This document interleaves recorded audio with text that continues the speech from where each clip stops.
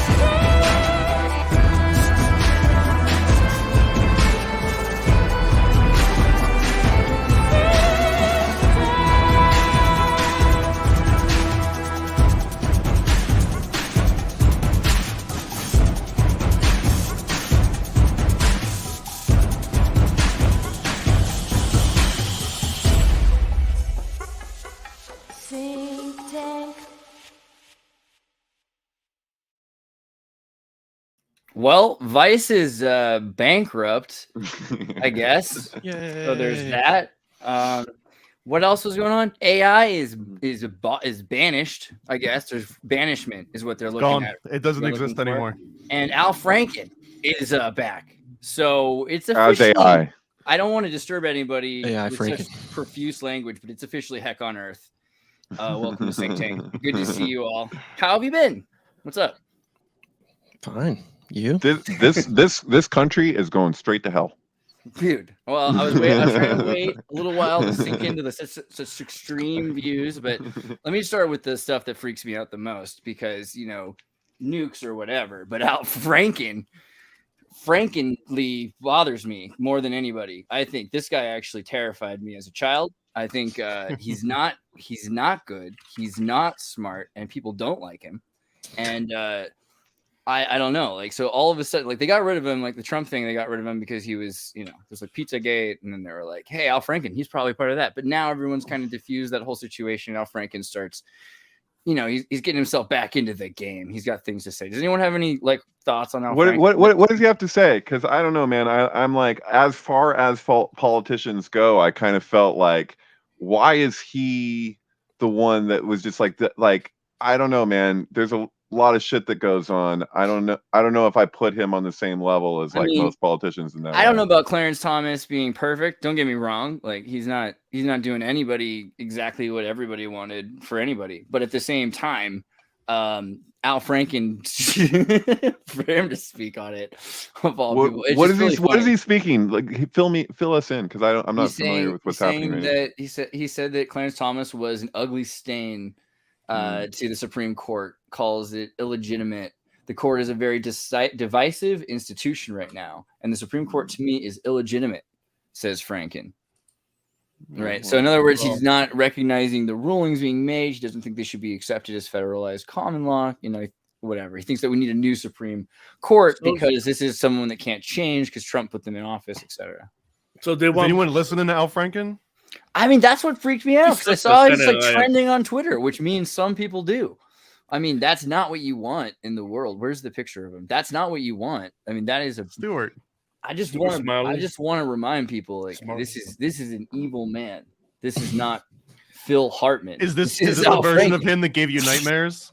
So what happened to him? Did he grab some woman's ass? That's what happened. That guy kicked out. I think it was that when people were passed out. Oh, there we go. There's a lot of this going on. He'd be like, people. Yeah, I don't know. I don't know if this is all that was going on. I think that there weren't enough pictures, but I think enough people knew there's something weird about Al Franken, man. And yeah, he made some weird movies too. And he's from Minnesota. So he tries to exploit Minnesota, but he's not really from Minnesota, right? Like, didn't he move there from New York or something like that as a child? The whole thing, it's all a plant. I don't trust Al Franken. Nobody cares. Okay, what about Tucker Carlson Tucker. saying if you were a flat earther, you'd be fine, which is like how I feel. Welcome. But if you question building 7, great video on Tucker, by the way. Oh yeah, what's up, Bernie? How's it going?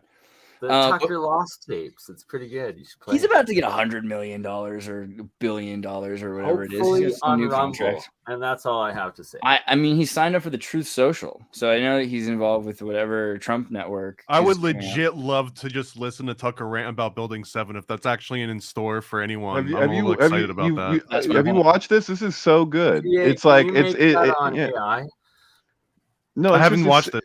It's so straightforward because he's just like, like this issue of like, why is it that if something doesn't make any sense whatsoever to me, I'm not allowed in my position to just say so? Like, he's like, what is this charge? Like, he's like, so he just used Building 7 as an example because it's an obvious example where you're just like, come on, man, like that doesn't make sense, and I'm just supposed to pretend like it does. Like, surely he's known about that for decades. Like, it's not about knowing about it, it's about not being able to talk about it. It's a weird thing to not be able to talk about, and it's also pretty blatant that when you're saying who do you work for, if it's Rupert Murdoch, and Rupert Murdoch had a bunch of money in credit card debts at Enron that were completely erased, so they had this international corporate debt jubilee in Building 7, it makes him feel complicit, right? I think that's what he's thinking. He's stuck in this loop where he can't talk about his boss. These guys are all mainstream. Come on, mainstream news hosts, and they get replaced all the time. They're all puppets. I mean,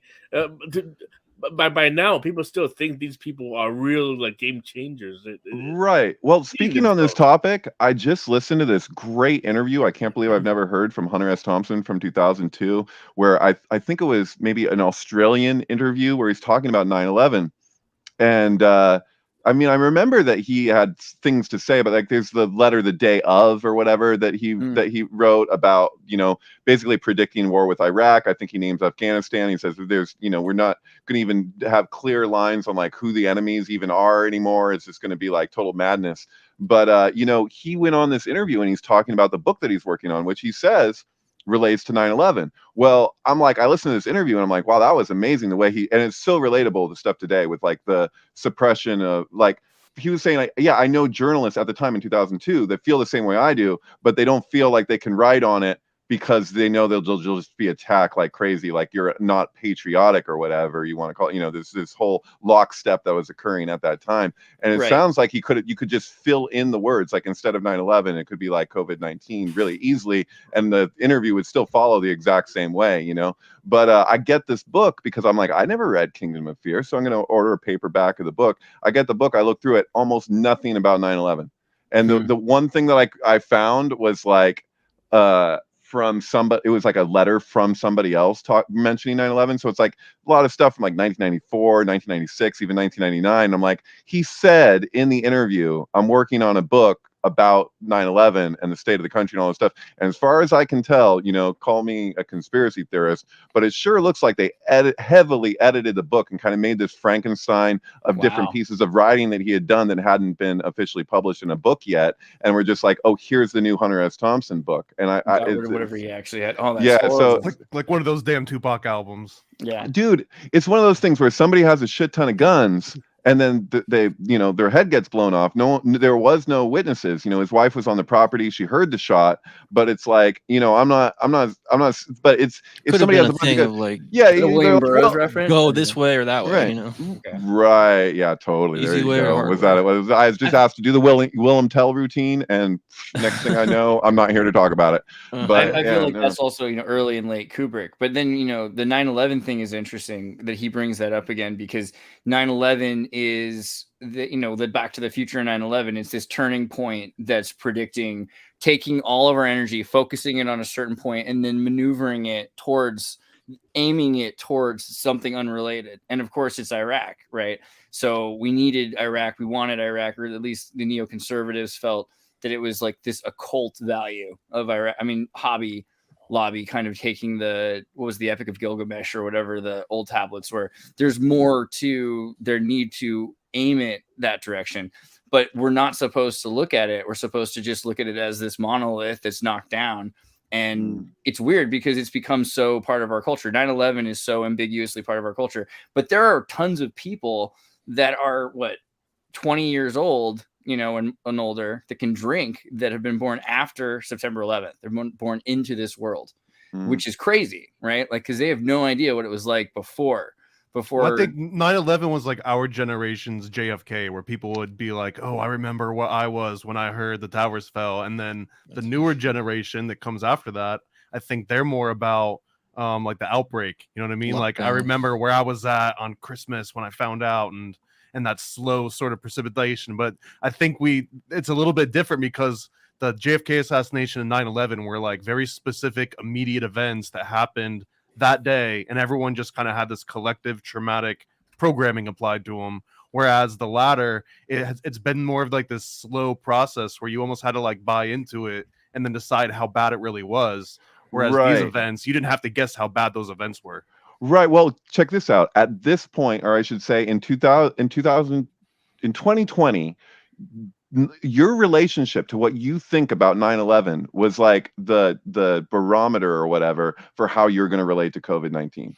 So like, if you did not trust the official narrative of 9/11, the more you distrusted that, the less likely you were to fall in line with, the general ideology that emerged around how best to deal with the event. Because in both cases, you have something that you can acknowledge. You're like, different people will argue differently, but like, you're like, here, okay, so we people are dying, okay, we can at least say that, even if they're dying from respirators that they shouldn't be on or whatever. There's like a bad fucking flu season, and it's like, this is happening one way or the other. These people died in these towers one way or the other. It's all the opportunism, or whatever you want, the greed and everything that enshrouds and surrounds that event. That's like a fucking parasite. And so it's like, there's the thing in itself is bad enough, but everything else is another matter. And so you get what I'm saying with that? Yeah. So I was listening, and like myself watching it in grade 11 when it happened, and like the towers just hitting, and just like them all coming down and being like, no, physics, that's impossible what we just saw there. And from that point, it was like, it just shattered the reality of, hey, our government's trying to kill us, or someone is, or like it's an inside job as far as I was concerned. Right. It's kind of the ultimate litmus test, isn't it? Because it's something that really feels like it defies the physics. And you're just like, and if you say it, then it's like, am I allowed? What's that? Sorry, I was in math class, and I was just sort of thinking about this, that my teacher at the time, he had a conspicuously, like, he had the Albert Einstein hair, like white, kind of poofy, and then Coke bottle glasses. He just looked like a tall, skinny Albert Einstein. So the first time I saw the footage of the towers collapsing, it was like the first thing I knew about anything that had gone on. We were just in class, and he came in and he turned on the TV, and as the image, great Scott, the image faded in of the towers just collapsing, and then he just like turned it right off. I was like, now I'm thinking, it was like, okay, Einstein, physics is bad. Physics goes haywire on 9/11, and right. Well, Joe makes a really good point in this video, because he points out that this is the most viewed footage that in history globally. More people watch those two towers be destroyed than any other event, including the moon landing or whatever you want to point at. And so it's like, that was that just in terms of consciousness, like that was a global zeroing in on what was absolutely symbolic and very real at the same time. Also, if we went back 30 years, like if Back to the Future was made today, it would be about going back to 1991, 1993, like around the first twin tower attacks, right? Car bombing attacks. So this goes back to stop the Gulf War. This is a really surreal event for me because I didn't get to experience it. I was in boot camp on doing like drills when this all happened, and we didn't find out about it for at least 2 weeks. I think PA Illuminati confirmed working on the underground tower bombs. Is that what just happened here? But I just remember that it was like someone's parents had sent one of the other people that was on my flight, and they snuck in like a newspaper article, and all of a sudden you just saw this ripple of people like, no way, what is this? And they thought it was a prank at first, and then eventually, it spread far enough that all the TIs had to bring all the different troops in and say, hey, there's been an attack on the country. We didn't want you guys to start freaking out because like you just joined the military and maybe there's like a war coming and that like we want you to focus on your training. But it's one of those things where when everyone says, where were you for all these like big traumatic events, like I mean I was just like doing drill marches, and when I came back out, the whole country's like, thank you for your service. Everyone's super patriotic and everyone's like getting along or pretending to get along. And I was like, nothing had changed for me. Like I went in and I came back out 6 weeks later and the world hadn't gone through that big transformation because I had morale boosters. I mean, I know we've talked about it, but for anyone who doesn't remember, and just because Bernie's here, it's a shout out to all of Canada. If Day is one of my favorite subjects. Just the idea that the Canadians thought, the British thought, how are we going to get the Canadians to care about the war? Because we need to not just get Canadian money, we need to start conscripting and forcing Canadians to fight for this island called England. That is crazy. How do you do it? So what you did when half of us is French too. Well, that helped actually, I think, ironically. But in this particular circumstance, they had a fake Nazi invasion of Canada. And they took over and they struck out names and they wrote the Winnipeg Lugenblatt and they straight up removed Canadian money and they replaced it with occupation Reichmarks. I mean, they did the whole thing, which seems really to the point of how could they have faked all of this? It almost feels like, are we covering that they actually invaded and this is not fake? But no, I just recently made a post. Yesterday I made a post about look at these conservative talk shows, like, and you look at what's his name, Crowder.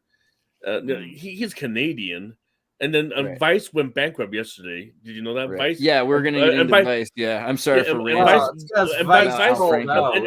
Vice is founded by Canadians.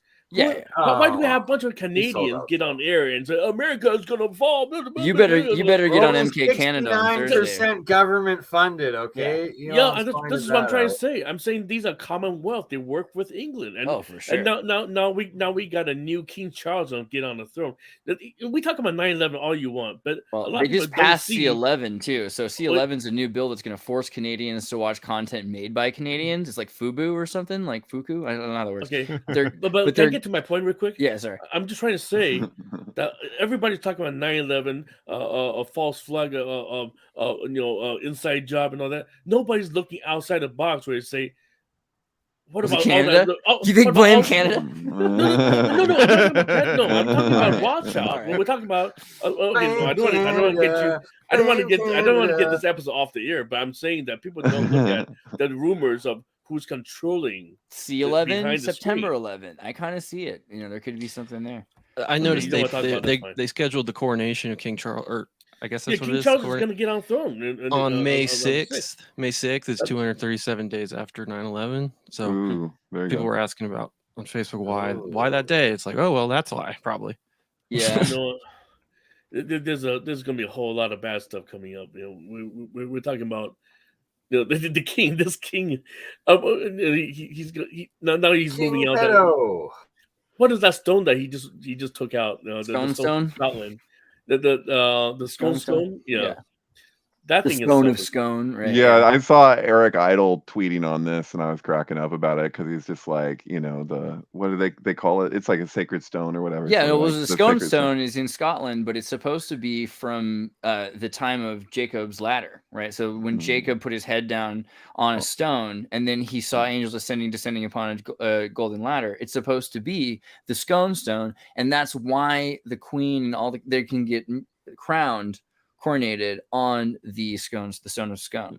Sure. And floors.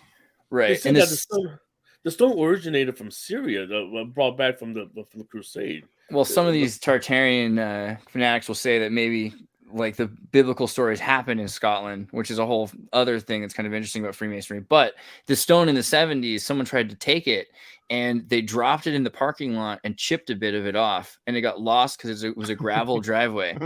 And this is also an official historical story. So somebody probably stole that also, like a chipped bit of this scone stone in the 70s. Can I just say, Eddie, that when we're talking about 9/11, like for me, like it's like I see the template of what went on with 9/11, like as far as like beyond like just on so many different levels, where you have something that's so symbolic and at the same time, like a mass tragedy, sacrifice, whatever. It's like it's so charged. Like it's not just like that event is a ripple event, which it is. It's that same formula that went into that with all those particular dynamics reoccurs and reoccurs again. And so, like the best way I could put it is, it's like Tisha B'Av for the world in this case. So it's like something at one time that would have affected one region.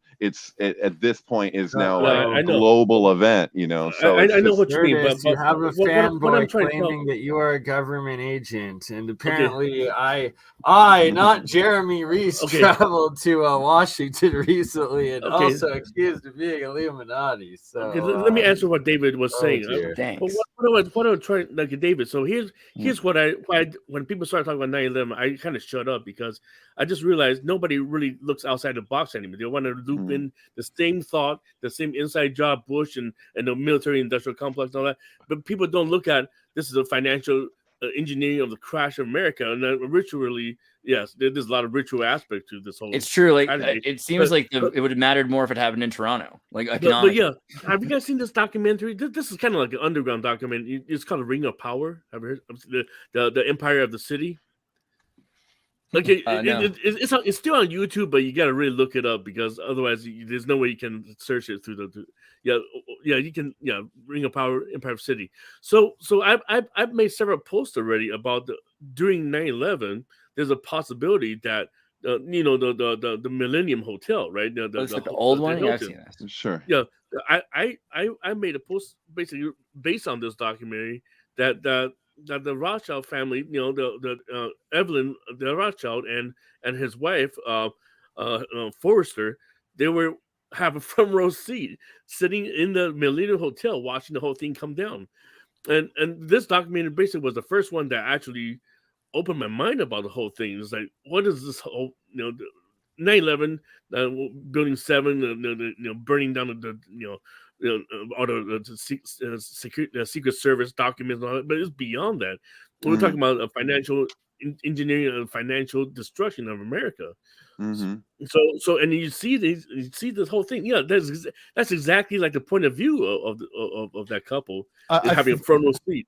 So I think another part of that 9/11 too was just how far can they push? Like how obvious can we be and people still buy it? To just keep like edging that line forward. Dude, speaking of people buying stuff at ridiculous levels, I know I'm going there. Costco selling Bud Light at 41 cents a can. I mean, ew. You can't give the stuff away. They're at that point. Bevmo has been trying to give it away to boost points, and no one's taking it. And I mean, not to kick a dead horse that's on the ground. Kick a dead unicorn in this case. Yeah, and to take the horn and to do stuff with it. But this guy, he's no longer. It's losing the number one, the first place. It's no longer the most favorite beer in America. There's an article. Right, but I mean, Dylan Mulvaney isn't representative of like whatever class of people. Like that's the problem with influencers, man. Is that you put these people like as though they're the forefront of something just because they have a platform that a lot of people are paying attention to. A lot of those people that are subscribed do it not because they're fans. I mean, they're doing it because it's so outrageous. So yeah, gotta get to the Anheuser-Busch Ganymedes painting. How far do I have to go to get there? Is it gonna even happen? Oh man! Nope, it was at the very end. Oh, it was. Yeah, it was the very last one. I just gave up. Where was it? Oh, there you go. Yeah, Anheuser-Busch, because it'll turn you into Zeus's cupbearer, or if you're into Zeus's cupbearer, you'll want to drink. I like bearer because it's just cup bearer. That's what it's. Well, isn't it interesting anyway with the bald eagle, like as an American symbol, supposedly be deriving from the phoenix, and then you have this Zeus connection here with like Anheuser-Busch. Like it's kind of trippy. I think bald eagle is really symbolizing an old man, dirty old man. Bald and white hair. Yeah, isn't it? It's kind of hawk, right? Like death, Like death. I just think of the one from the Muppets. I mean, it's just weird that they thought this was going to make a lot of people want to buy beer, though. It's kind of a strange ad placement. I don't know. That guy, though, for real. All right. Do you know when the actual campaign came out? I wonder if there's any correlation to when they brought the Mulvaney sort of ads out. If it's like every 50 years, every 100 years. Yeah. That could be a thing. Yeah. Let's see. Campaign, anything? I don't know. I'd have to dig a while. Well, we can dig into that. That'll be an interesting one. I like this topic. If for sure. Also, 1906. 1906. Budweiser, maybe earlier though. I don't know. That's 'cause the year of the San Francisco earthquake. I bet you what we have to do 1892. So it goes back 1892. So we're gonna have to look it up. But I get the feeling if we use like Ngrims or NLGrims or whatever on Wiki on Google, we could probably figure out what the earliest mention of Ganymede and Budweiser at the same time. It's still, I mean, over 100 years they've been doing it, so that's interesting. Yeah. So it's been the gay beer forever, which is pretty impressive. You have to admit. I don't know. Hey, I'd like to speak to one of the comments really quick. Somebody said that nobody died in the towers on 9/11. I would say I don't believe that that's true, but I do know that it's true that a lot of Israelis got a heads up not to go to work that day or even that week, and that people did get a heads up. It's kind of similar to the stuff you'll find with the Titanic, where certain people were told don't go on that boat. That shit happens. God, So I could rant there's about the Titanic for a minute because I watched the Titanic recently. The Also, Hershey John, family was one of those. The Hersheys. the heart of a woman is Asters, filled with right? secrets like the ocean. John Burt, Guggenheim. 10 The Astors Australian did not get the call. The you, Astors John. never got the call. Oh It's my like- God. Should we talk about the Titanic instead of Vice? Because I don't think anyone really cares about Vice. We can get into Vice, but should we just get it over with? Aren't I they can the talk same about thing? Titanic all day. Corporate wants to know if there's a difference between these two pictures, God. Titanic and Vice. There we go. The Hey, 9/11 nice, Commission nice. report and If you think Helter about it, Skelter. Think about Uh, Vice talks a lot about politics and psychedelics. Isn't that True. kind of weird? They Those are, talk like, a the most lot about popular psychedelics things. and mind control. Well, Vice used to be pretty cool, if I'm not mistaken. It was in Sure. the early days, it was an authentically interesting. I think Eddie some Means good isn't that stuff. conspicuous for like a CIA finance mind control company that they talk Well, about yeah, military it secrets. depends on when it and was, drugs. if it was co-opted, if it was like created for that purpose. You're right about what you know, right? So I if the mean- CIA is going to fund it. Yeah, like the fact that they got to go to Iran early hey, on. Go back to what's the co-founder's name? Gavin. What's his name? McGinnis. Gavin McGinnis. Look at Gavin McGinnis at the night January 6? 6th. Yeah, that's my dad's birthday actually. Wow, my So- dad's is July 4th. That seems really familiar and similar. Yeah, to and look at it. I'm going back to that again. Look at his followers. They're all wearing man. they're all wearing the Talima. You can say what you want about him. He is Scottish, so See, he's look, got that going for him. Is there a wider picture of that one where you can see all his followers were wearing the unicursal Instagram? Where's the wide one? Oh, they're this one just here? like they got a Thelema edge. Are they? That's right. That's so right. do they? That's right. These Is guys are this- magicians, okay? No, I They're mean, are the weird, Proud warlock. Boys connected to the OTO? Is there an Some of actual them I'm Thelema sure connection, or are. are they just AA? I think some of them are connected, but not all of them are. Like the Proud Boys itself isn't, but I'm sure like if you're into joining men's clubs in the urban zones of New York City, this is something. Oh. And he's Scottish, right? So this is like what his father probably did was join a Scottish men's lodge. Like they have lodges, that's kind of a practical thing. I So think. so technically, if they were adherents to Liber Oz, that would mean that they're of the opinion that basically people have the right to do whatever they want. But if somebody tries to take away those rights to do whatever you want, you have the right to kill that person. Oh, yeah, That's his whole absolutely. vibe, and I- he shoved a dildo up his own rectum to prove it. I think. Here, I just uploaded a picture. Does anyone here have enough conviction to do that tonight on a Mailbox, topic mailbox. they care about? You know what I mean? But again, who's Scottish enough to really try? And speaking of Here it which, is. That's the guy. I was trying to find this picture, and they yeah, cropped Tell it. you, You right see, there. I was just looking at it, and it was 93, cropped in such a way you can see- 9/11, 93, flight 93. Yeah, but I think that's just because he's a dedicated Demolition. kind of guy. Like this, not just Gavin, but his Proud Boy. All these guys, they're kind of they're between in and vol celibate. You know what I mean? Like some of them have relationships. I think they're emotionally frustrated a lot of the time. Not What's everybody. the Venn Not every. diagram not on everybody. MAGA Well, and this- Thelema. That's not Is Right. Is this like They're are we not- looking at a unicorn right now? Yeah, or no, is this- MAGA Magus. Like there seems to be something yeah, to that. in the Church Magic, of Satan, yeah. MAGA is the Or warlock whatever. degree, isn't it? Yeah. Right, the Church MAGA, of Satan, MAGA. MAGA. Right? That's a that's a Right, but warlock if we're degree. you're talking about the Church of Satan, or are you talking about Anton LaVey, Yeah, the it's Satanic the- Church? Yeah, Are you it's talking about Levian. which? Because they're two very different things, apparently. So like, and Look it up. Look it yeah. up. Yeah, Or the look up- Satanic Temple and the Church of Satan are the two Thank very you. different things. Yeah. yeah. Well, Right. I mean, no, the Satanic Temple came in what, like only a few years ago. But Andreas, look up MAGA and then a warlock. Look it up. I like how we just went right into manga. That's not how I spell warlock. Right. Did I do it wrong? W-A-R. Oh my god! Okay. Yeah. This No, here? not picture, but the list. You see the website that. See, where is this? Magus. Magus. Magus is a degree below Magus. Oh my god! This is Marvel. Jesus Christ. Yeah, They're I'm all not just sure. trying to mess with the search. This is Marvel characters. There's so many of them now. They just keep putting more out just to deviate Google. No idea. I don't know. Oh, here you go. I got it. You got I it? found the Okay. link. Oh wait, hold on. I'm sending you the link. There you go. Okay, well, 1 second. Send it down. See, and Checking this out. also, What was the same speaking of which, I mean, yeah, January so- 6th did have it a shaman anybody too. So. anybody want to talk about the SYNCTANK in Boston over the weekend? Satan Con? Okay. SYNCTANK. Like, So- What the slow fuck down, is slow wrong down. with people? Who put the The- time in that? Like, Well, you The know, again, greatest people- con Here we Satan go, ever here we go, pulled here we go. happened in. This greatest con. it look sounds at the like some degrees. dark gothic dungeon porn. Right. happening. So So- here are My God's the a fifth degrees of Satanism. So Satanism has degrees like Freemasonry. I mean, come on. Registered member, active member, witch, warlock, priest, priestess, magister, Witch maga. warlock or a witch warlock? Magus. Right. So 5th degree is a maga or magus. Warlock. Mhm.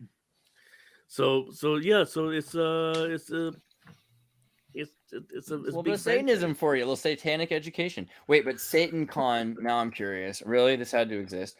Boston Satan Comic-Con was Con in goers. Calgary this weekend, Shred and in Bible. Boston you have Satan Con. Shred Bible, pro cop flag during open ritual hails. Okay, a group of Satanists cheered as 2 leaders opened Satan I made Con. several points.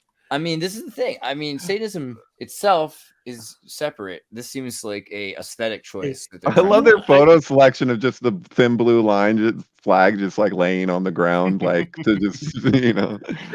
Emma, I love the Australian money. I don't know what you're saying, but I appreciate it. I can't speak Australian. I want to ask maybe Thomas can answer this. Is that because the satanic temple, they sued on Netflix, the Sabrina, right? The Sabrina show, Mhm. because they showed They're the Baphomet. litigious branch. Like if you were to compare them, they're like the ones that lawyer up, and I think it's more like antagonistic in that way. Yeah, Yeah, but this because- was. I feel like there was a. Okay, so where's the thing? Satanic.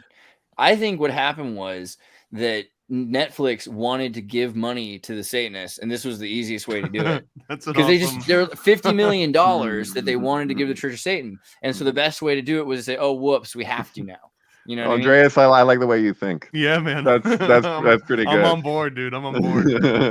Because they made the Sabrina show. I mean, it was Right, but the thing is that that's gonzo because it's something that's like might as well be true. Like whether it's true or isn't true, it's like for all intents and purposes, Netflix wanted to donate to the Church of Satan. That makes total sense. I mean, the Well, settling. What's a settlement? Or the right? Temple of Satan, whatever the fuck. They're like, no, Well, this okay. is fine. We won't fight. Yeah, it. So was here. it Okay, Sabrina? Real quick, Sabrina, played by Kiernan Shipka, who was from the, Mad Men, yeah. yeah, the daughter of Mad Men. She was born, if I'm not mistaken, 666 days before 9/11. So Wow. Oh, so she's the one reading Really? Rosemary's By the way, Baby. for you guys watching Yeah. for the In first Mad Men, time, right? Alex God. is not mistaken. Are you Oh, you're talking about the daughter in Satanic in Oh, not Oh, quite. yeah. I'm sorry. wow. It's close, but it's not quite. Oh, what? Oh, It's like 6. I'll check. It might be a little bit more, but anyway, it's close. We'll take it. I'm pretty sure it's right up there. And if it's not, it's a better number, like 661 or something. It always is. But Yeah, the it's true. show was pretty illuminated. There's a lot of things about it that they took out the sitcom and then they just put in esoteric symbolism. I thought that was pretty nice. And it felt like Netflix was going a more interesting direction with this by trying to supplant occult symbolism in front of people, right? I mean, because people were familiar with Sabrina, so to take Sabrina and to spin it into something so sincere and stoic, I don't know. I thought it was interesting. So here's, You got a here's the problem $5 with super chat. Oh okay. yeah, sorry. Kent Woods, ex OTO member, wrote. Thank you, Kent.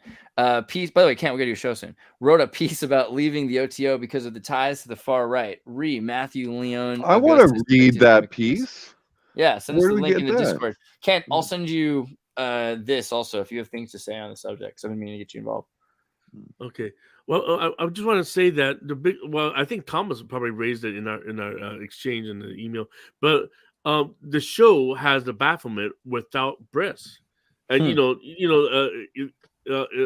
Eliphas Eliphas Levi's version, yeah. Eliphas Levi, his has breasts, right? So it's more it's an androgynous figure, whereas in the Satanic Temple and also in Sabrina they have the same type. So you're saying really they could have won it? See, I think that proves my point, right? They're like, no, this is a completely different goat deity. Yeah, The star's upside down. The chest is different. I mean, right, but how is either of these? No, it just looks like the devil card from the Rider-Waite deck. We were just discussing this in the Rider-Waite deck is a hermaphrodite, no? Right? It also has breasts too. Right, let's look at it and let's. No, he looks like a bro.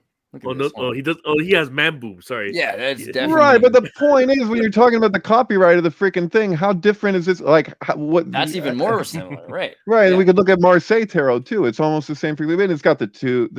Oh, come on. We're getting ridiculous. And I got to point out the Washington statue that's at the Smithsonian, I believe, that has the exact same pose. It's just for good measure. I think it just needs to be compared since we just saw that same pose over and over. Statue.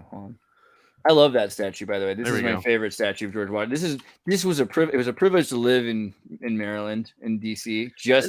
This is a goal I've always had, was just to see the statue and to see it like a few times and just sit there. I mean, honestly, I always like going to the Rodin's Poet in Paris. This tops it. This is the better statue. Excuse my ignorance, but what are they called? The apotheosis of Washington or something like that? Yeah, what is it? No, that's Rotunda. That's the painting. That's right. But isn't it related? Like, doesn't he have his arm up like that? Or am I tripping? Isn't it somehow? Okay. Before you change the picture, can't you see where the sword is pointing at? Pointing down.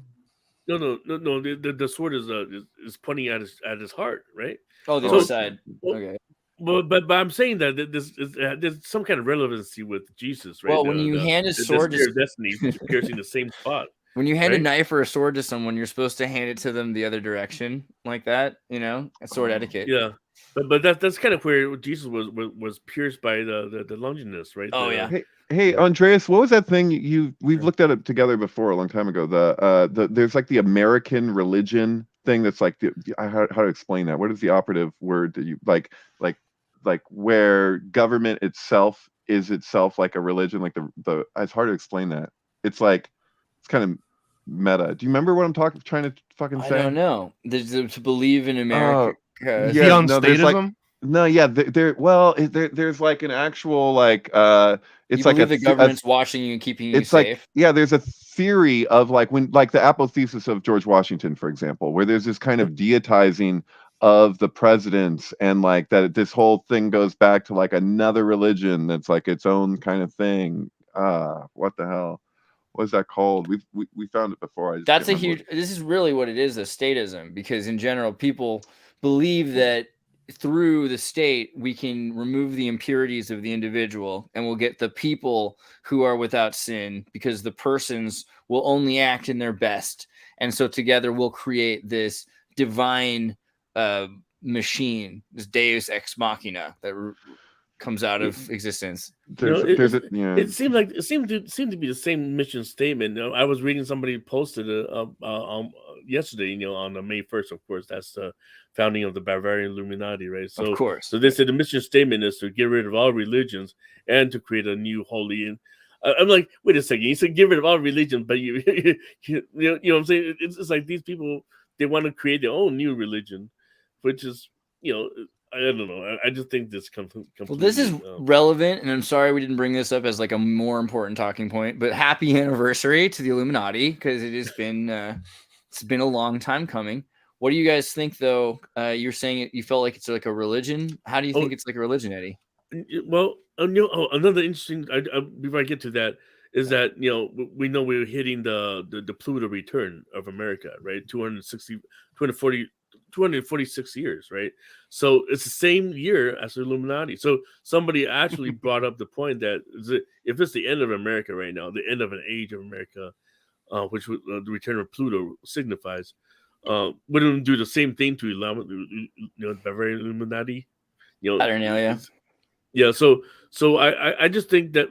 But back to the religion thing, is basically saying that's what their original mission statement say. These are not evildoers. These are not secret plotting against the world, but basically they want to get rid of the world of all religions, infiltrate all, like the Jesuits and all these people. They're all trying to, what's the word? God, I forgot it. I'm losing Inspire? my mind. No, not inspired, but basically they want to overthrow all the established, control mechanism. I think they want to create a system that people want to be a part of. Like the Jesuits want everyone to want to be altar boys, because once everyone's an altar boy, then they become a father, and then you've got nuns, and it just seems really fun because no one has any responsibilities except for all the responsibility of the church. So really, if you look at being a priest, it doesn't sound really great, but if you look at being a really corrupt priest, it sounds amazing, doesn't it? Because you get to be like a gangster in Italy with gold and cocaine, and it's a very different kind of priest once you start realizing what most priests get to be if they really try. Hey, Andreas, the words I was looking for was American civil religion, and if you go into the private chat, I shared the wiki for it. Very good. Wait, I got there again. That's right. We did do this. I love this. Yeah. The sociological theory that a non-sectarian quasi-religious faith exists within the United States with sacred symbols drawn from national history. Yeah, and it's totally fabricated on purpose. This is the intention of Strauss, right? Straussian neoconservatives who want people. This is why the show Gunsmoke exists, right? So that people will have What is the definition of apotheosis? Apotheosis. Yeah, I was pronouncing it wrong. My apologies. Sorry, apotheosis. Sound like a moron over here. divination or deification. Yeah. Hey, So Kent made it in. What's up, Kent? So all this talk about separating the church and state. I mean, just from that painting itself, you're turning. So, okay, so watching this say, "Oh, I don't want to become the emperor of America. I want to become God of America." Right, you want to become a god. Want to start a trend where it's possible for people to become gods. Yep. And that's what it used to be like in Rome. And I think that's and also Greece, yeah. So they're thinking we'll become so much more beyond what a normal person's life was, because we'll become so impactful to the existence of everyone else. We'll That's change what they are as humans. That's the whole context of the 100-Year War in Judea, is that everywhere the Romans went, they were getting people to bow to Vespasian and Titus, his son Caesar, as gods. And so like they'd erect a statue of them in the center of everything, and kind of like, set up these kind of, build these cities on top of what was there and incorporate whatever they had into themselves, but the people would bow, and so they'd submit. And so supposedly the story goes is that when they got to Judea, the people didn't submit as easily, and they likened them to goats because they were so stubborn, because they wouldn't just go with the program, even if it meant being sacrificed in various ways, or treated in various ways. And so they put up with a lot of shit. We don't actually know what those people were really like, because we have very little historical evidence to go on. It's like, who is it? Bill O'Reilly wrote these books like killing different people. He's like killing Lincoln and killing Kennedy. The bottom line is George Washington wanted to be remembered in a pink dress. And then right, and then killing Jesus. And when you look in the back of freaking Killing Jesus by Bill O'Reilly, when he lists his sources, it says the Bible and other sources. And I would love to know what those other sources were for his Killing Jesus book. But from what I gather, what we got to go on, we don't really know what those people were like. Yeah. Killing of the Sacred King. I mean, okay, but looking at the idea of George Washington's apotheosis, that he's becoming a god, like a Muhammad character, and being guarded, and the gods here. What do we got? Poseidon, probably, or no? Yeah, Poseidon. Yeah, Neptune or whatever. Is it Roman? We talked about how Poseidon wasn't originally of the sea, right? So that's right. Yeah, he was given his trident before he was assigned the sea, and it probably came as like a breakup of Zeus, as Zeus kind of like dissolved into a few different people. And this is Mercury. I can't see because he's upside down, but that's absolutely Mercury. Yes. Yep. He's got a caduceus. Yeah. The caduceus would be a cool thing to say more often. I think you actually say that that's Hermes. Are we looking at Roman or Greek symbolism right here? I can't. I'm being stupid right now. It's American. Thank you. Is there any like tree of life, the Kabbalistic arrangement here? Because we know Neptune is Keter, right? You've seen this with the geometry laid out into it. How all these points, like look at the figures. It's actually six points that surround the seventh point. So the God of War. Right. So the point in the center is a no point, right? That's like Shabbat. So you say the idea, of the week, in Judaism is that you're actually like more than just circling. You're actually kind of like spiraling around the 7th point, which is kind of like not really a point, like it's like a space. So yeah, it's kind of trippy in that way. So. I always love when they make like the fun separates. Like the I wonder if there's a George Washington or like a July 4th one, like a patriotic one. A patriotic tree of life. Yeah, patriotic Sephiroth. Let's see if I can. Or maybe you should type Have you guys ever done a dive on Final Fantasy VII in the Sephiroth and the name of that guy? A little bit. It's the only thing I know about Final Fantasy at all. Expand, because Final Fantasy blows my mind. It's such a fever dream and it's amazing. Like, so I remember it. I think I have talked about how I saw the Final Fantasy movie, the original one in 1999, and I realized it's all about Scientology, because you've got Buscemi sitting there, and they're like explaining to him how the Thetans are taking over people's bodies and these ghosts are taking over the world. He's like, this is making a weird kind of sense. And as soon as I realized it didn't make any sense, and Buscemi said that, I knew it was Scientology. What were you saying? Sorry. No, I think I think. Oh, you were going to work on this, right? Yeah, I almost got to go to Honolulu, but I didn't sign the contract, so they wouldn't trust you. Final Fantasy VIII is my favorite in terms of the story and the sync stuff around it. It's just like all about. It's a really weird story that takes 80 hours to unfold, but they all do that. It's really interesting. It's about it involves time, like witches and the bleeding from the moon, and like it's really Gnostic and like this but filtered through the Japanese anime kind of aesthetic. It's pretty real. That's the thing. I feel like the most relatable thing to what I believe is actually going on in the veiled part of our reality. Final Fantasy seems to get it to some degree, and like personal demons. Are there any other video games you guys think are like revealing all sorts of interesting? Yeah, that one with David Bowie. What was that called? Where David Bowie? David Bowie video game? The Omicron game on the Dreamcast. Yeah. What was that? The Nomad I don't know Soul. how much that really reveals. But... Oh man, what don't you remember what he says? He has like some lines he says. Oh yeah, dude. No, this shit's super loaded. That's why I named it. Yeah. Or not named it, but pointed at it. Here you are, the stranger in Omicron, conqueror of demons. You've told me so much of your exploits. You're not the first video game player to get by this dimension. And yeah, they talk about like a virus and how like a vaccine destroyed it, and it was took away their magical power or something like that, right? Locked the cage. It's very Scientology until they get to the vaccine part. Is this on PlayStation? What is this? It's Dreamcast. Yeah. Oh, Dreamcast. Which is all the more like make it for something that nobody has access to that Microsoft. Yeah, that's the thing. There's a game that piques my interest because it's called The Stanley Parable, which is like, it's like, it's hard to describe. It's like it's a first-person game where it's very meta. Like you're making choices, and then there's a narrator that's narrating your choices as you make them, and you open up and you're in room 420 or whatever, or 429 or something, and you get the secret ending, and it's this bizarre baby monolith thing, and it's fascinating. I recommend you check it out. Speaking of monolith, I mean, I'm sorry, I don't want to change the topic, but they just discovered there's a huge structure on the moon. It's like it really reminds me of the monolith. It appears it's deliberately buried. You can't just say there's a huge structure on the moon and not expect it to change the subject. Which one? Where is this moon structure? Go to Twitter. Your Twitter. It's like my fifth post from the top. Let's see. Here. It's just down past the moon. No. It's coming up. Coming. We're going to cover that too at some point. There we go. Scientists have found an enormous structure that weighs 2.18 billion kilograms. Alex, run with the numbers here. And stretches for more than 300 kilometers and 186 miles in depth under the surface of the moon. I click on the article and it'll tell more. I don't look at the picture first. I'm a picture guy. Look at this. Oh yeah, there it is. 2001 there. The one in the middle. Yeah. So this is where it's at, of course. And where does this?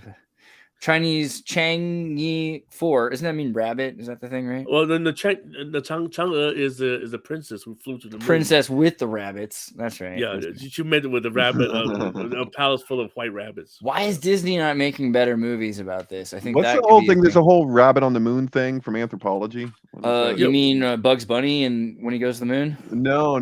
Well, that too, but well, no, the mythology of Chinese mythology of the is that Chang'e, she's the princess who married this emperor who was a hero but became a tyrant. He was a hero because he shot down 9 suns. Because the sky all of a sudden appeared 10 suns and was burning scorching the earth. So the then emperor asked some hero to shoot down, to cool the planet down. So he shot down 9 of the suns that fell down turned into black crows. So so he became the hero, and then later on he became the emperor and married this Chang'e. Chang'e is the name of the first Chinese rocket that flew to the moon, if you know that.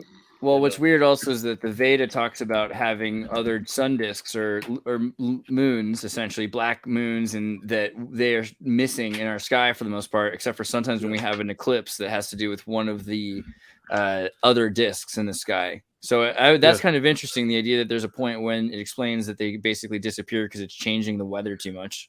Okay. Well, actually, let me just finish her story real quick. Yeah. Because so she was dealing with a tyrannical husband. And that guy wanted to live forever. So it goes with the same story. A lot of the emperor want to live forever. So they always looking into an elixir of fountain of youth, right? So she ended up swallowing it. And she ended up dying. I mean, she basically got killed by the drink. I got to point out the rabbit adrenochrome connection here, by the way. Oh yeah. Okay, so she flew to the moon, all the way to the moon, which kind of reminds me of the Stanford Research Institute. They're tracking people going to the moon. The souls fly to the moon. So she ended up on the moon, and then the only companion she had was in the palace, was inhabited by all these rabbits, and they're all making medicine. These rabbits were not just making adrenochrome medicine, man. Yeah, something. Dude, there's something here, man. It just keeps popping up too much to not be more than a coincidence to me. Right. Well, I mean, into the OTO stuff, because Kent got here. Kent, thank you for making it. Can you hear us? And you can talk about it? Yeah, I finally got it going. What's up, y'all? Legit. Well, you sent us this link talking about the OTO. What's this about? So this is a guy named Marco Visconti. Sorry. Oh, I know him on. Yeah. I'd never heard of him before, but I listened to a guy named Recluse's podcast. He does The Farm, Mach 2, I think. And I heard him do a 2-part episode where they just went through this entire article, and it was just really fascinating because we obviously, or I don't know, I've looked a lot into, the left's general connections to the darker sides of the occult, but it's interesting whenever, obviously it's the same on the right, but it's interesting to kind of hear somebody from the inside give a story. So essentially he was kind of I don't know, I guess in the know whenever all that stuff was going down with Charlottesville, and there was a surprising amount of connections with the OTO and different organizations that were operating there. It's a great read. I would recommend it. Yes. What do you think about the OTO? Do you think they're aren't they just kind of Gnostic, or do you think they're specifically kind of on the darker side of the more evil side? I don't think any specific organization is necessarily only nefarious or only good, Right. I kind of try to ride that gray line, but I don't know. A lot of this stuff, I have seen a lot of different organizations that kind of spun off of OTO inspired kind of literature, and they've taken it to the darker places. I'm thinking of it was a church in the 70s. Well, Kenneth Grant in the first place went to a pretty dark place as a successor of Crowley's. So, what the fuck. But isn't that the whole point? A dark place. Speaking of Crowley, so nobody has seen that show yet, right? The Rabbit Hole. I still haven't done it. To watch it. I keep making posts about it. Well, you can scroll down. But the bad guy of the show is Crowley. Crowley is the one who is secretly trying to take down the world, and they're all trying to hunt him down. And so there was a lot of quotes in the show, just wait a second, basically Crowley. I don't know, just some euphemism that Crowley was a secret agent, of England, and we're plotting against America. That's not even a conspiracy theory. Just to point that out again, that Crowley actually was partly in charge of propaganda surrounding the sinking of the Lusitania. Simply put, that's kind of and he was Agent 666 for Agent 6 or something, right? Agent 06, and they called him 666, but he was really Agent 6, and that's why they talk about Agent 007 because he was maybe 006 or something. Right. So the formula that we use to this day for false flag terrorism is kind of coined by Crowley a bit, and that's not even like a theory; it's like an empirical fact from evidence. It's pretty nuts. They had a really cool way of covering this on Strange Angel. I don't know if any of you guys saw that TV show. Yeah, I do love that show. Oh, Strange yeah. Angel's a great show. They kind of played games with this where he wasn't sure if Parsons was like actually meeting with Crowley or not, and you weren't sure if he was going crazy or if it was like an apparition. Well, it was well, just he interestingly basi- done. I think that's what actually happened. He never met him, but he actually asked to project himself to America. He met him as a hologram, basically. And, I think that's how it happened. Actually, I think it's pretty weird when you look at Jack Parsons' story because he was around all of the right people, and so clearly something. I think that the idea that if there's median work or some kind of magic going on out there, which is what Nikola Tesla and all these engineers are talking about, trying to remote view something. They probably didn't like that he wasn't part of their club, but they could acknowledge that he was coming back with the same information from the source that they weren't able to always get. So there's it seems to come up over and over again. And it's interesting also just that he's trying to join whatever club he can join. So he's joining is it the OTO? He's joining Thelema, right? Or what is it? Golden Dawn. He's joining the Golden Dawn. And so again, there's just all of these clubs that are into polyamorous sex magic in the 50s. It's not that weird. And then 40s, looking at guys going back. Yeah, Ave. Well, I was thinking earlier, Ave Satana, Ohio. Back to Franklin, right? Ave Benjamin Satana was the where is it? No, the Ohio, first Ohio Satanist church. The whole point of Kenneth Grant's stuff regarding Jack Parsons and all that is that they possibly opened a door with their ritual, and that's what coincided with the invasion of UFOs and various other stuff.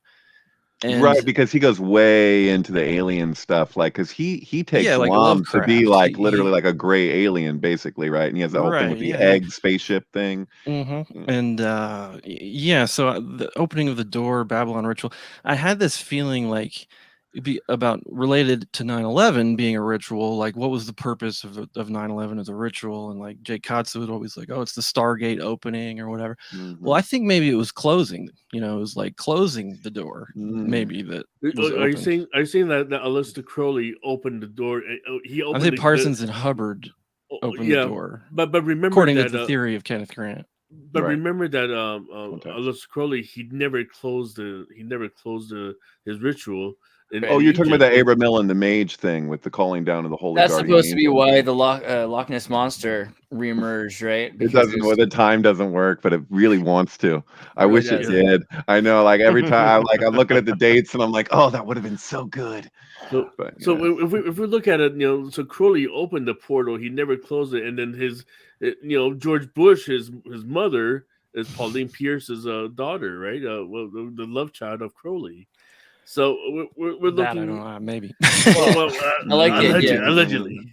Bush, Crowley. That one did come from, I believe, like an April 1st article at some point. But then what about the April Fool and the Olive and the, come on, man. I wouldn't have believed it if it didn't come on April 1st. Thank you. That's what I'm saying. The fool. I don't really think they're the same, but I love the idea that somehow they're connected. And, of course, British royals are related, so it's not that strange of an idea. Well, that's also the background of my Taylor website, by the way. Well, still, Trudeau is Castro's son. Okay, period. Okay, so that much I know. If you want a weird theory about Crowley, or my friend Brian Taylor, I forget their YouTube channel, but the theory is that Aleister Crowley and Winston Churchill are actually the same person. That's how that goes. Or was it Queen Victoria? Can't remember. Was Queen Victoria Crowley? Yeah. No. Queen Victoria is Helena Blavatsky. You can't have and Churchill is Crowley. That's hilarious, dude. I get the feeling, though, beyond flat Earth, like if you get a head injury and you start thinking everyone looks the same, that's the thing. Like, because most people will just start to latch onto that, and you got to be careful because a lot of people do look they're humans. I think at the end of the day, it's a weird. You stare at enough corpses, they're all the same. I don't know. Well, mushrooms get chatty after rain. Anybody care? This is kind of interesting, mainly because they use the same neurosynapses as us. You were showing us, Eddie. Did you have any thoughts on this? Well, I don't know. I think there's been a lot of promo these zombie fungus. We're talking about the True. Yeah, we could all easily become. If we think the mushrooms are going to make us great, brilliant people, Or Star the Trek Last of Us. Discovery, where the Cordyceps. fungus is the key to travel the universe instantaneously. Huh? So, What I like- happens to the brain fungus? I like the theory that fungus created humans because we're their best shot of basically bringing them to another planet. So they basically created humans, knowing that we could create the rocket and the technology to spread them around. Well, it is true. It is true that the spores of fungus and mushrooms they are the only spores travel throughout space without right. Yeah, that, they're the but only I'm a panspermia, right? panspermian Yeah. myself. Hey, Yeah, Thomas, let's say. that's a comic book idea if there ever was one. Actually, I've Yeah. I've got a comic called Mold coming out later this year that's about a global Nice. mycelium network that's basically awesome. been like enslaving humans, but for the better Yeah, that sounds of good. humanity. That's Give me in on And then they're that. fighting the I've been wanting- reptilians. I've been wanting to make that forever because of I my love thought it. is Let's talk, my thought dude. is though I want to make a movie and we'll say it now so that if anyone trademarks it, this keeps us safe. But basically, a lonely guy starts dating and he's going through one of those dating sites and it's like really successful and kind of eerie. Like, wow, it's compatible. Why is it working? So finally, he goes to the company, realizes that the servers are actually a giant mushroom that's trying to force people to better connect with each other.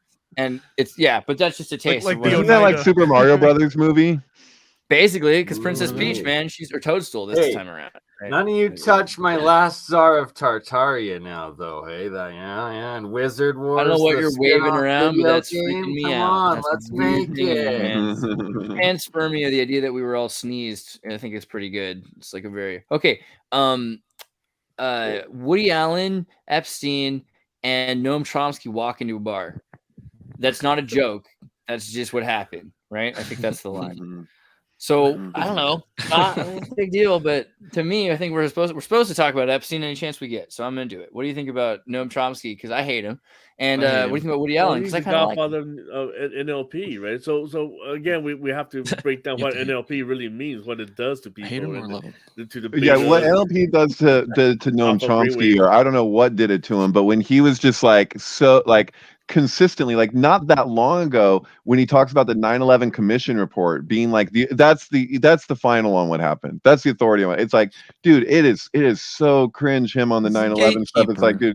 dude, given everything, it's just like I don't know. I mean, he was calling for unvaccinated people to be like denied Yeah. food or whatever. Yeah, he the was fuck that was, hardcore and on then- yeah, that. complete. And then of Yeah, course he's he's denied any JFK stuff for Right. decades. He's a plant. He's part of the establishment. There's very They, simple. can't remember they that, rolled him right? out with the Bernie campaign too. So like after he had already kind of like bowed down to Vote Biden. Bernie. I mean, it's not like he hasn't like done a lot of like cool, Yeah. great stuff, like work, like exposing quote unquote these things like the CIA, the crimes of the 80s, 70s. But I kind of get the feeling that the stuff that he lets out is more like the stuff they let him put out, but they secretly want you to know about because they're kind of bragging about it. If that makes Right, sense. absolutely. Something I think like that, Frank yeah. Snap. You remember Frank Snap? There's a great conversation between Bill Buckley and Frank Snap and God, what's his name again from the CIA? Cord Meyer. And he was a CIA agent who in the Vietnam War saw what we did and thought, wow, we should really talk about this. And he didn't break any laws, but he did violate his contract with the company because he was not supposed to tell people what he saw there according to that contract. So because he violated the contract, even though he didn't break the law, he was forced to give the CIA all of the book publishings and everything like that. And so there's a way that they work to control information. They get to make sure that people think during the right years that the government that's in power right now, that they're inept. And so they have to be restricted from access to the keys. And then the next government comes in and they move it around, they maneuver it essentially. But we're looking constantly at, these atrocities that are 20, 30 years ago from the one angle. Since we were talking about the CIA in Vietnam, I have to bring up Edward Lansdale, who's kind of like a mind control expert, but also interesting because he came from the advertising world, and he'd had there's so many stories. Wait, about is Lansdale this the guy in guy who particular. ran through the bulletproof glass on acid? Is that him or a different one? I don't know if it is so. It's a new one for me.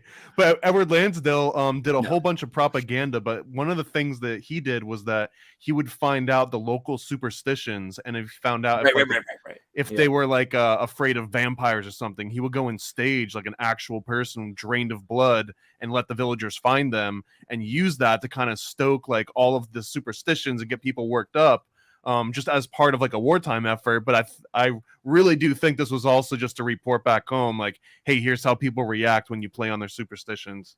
Right. I mean, Wow. there's a few people involved with the Philippines vampire one, right? And Lansdale's also known for putting speakers in the trees that And recorded all-seeing it. eyes. He would put Yeah. evil eyes all over the place and blood and paint, just again to just like freak people out.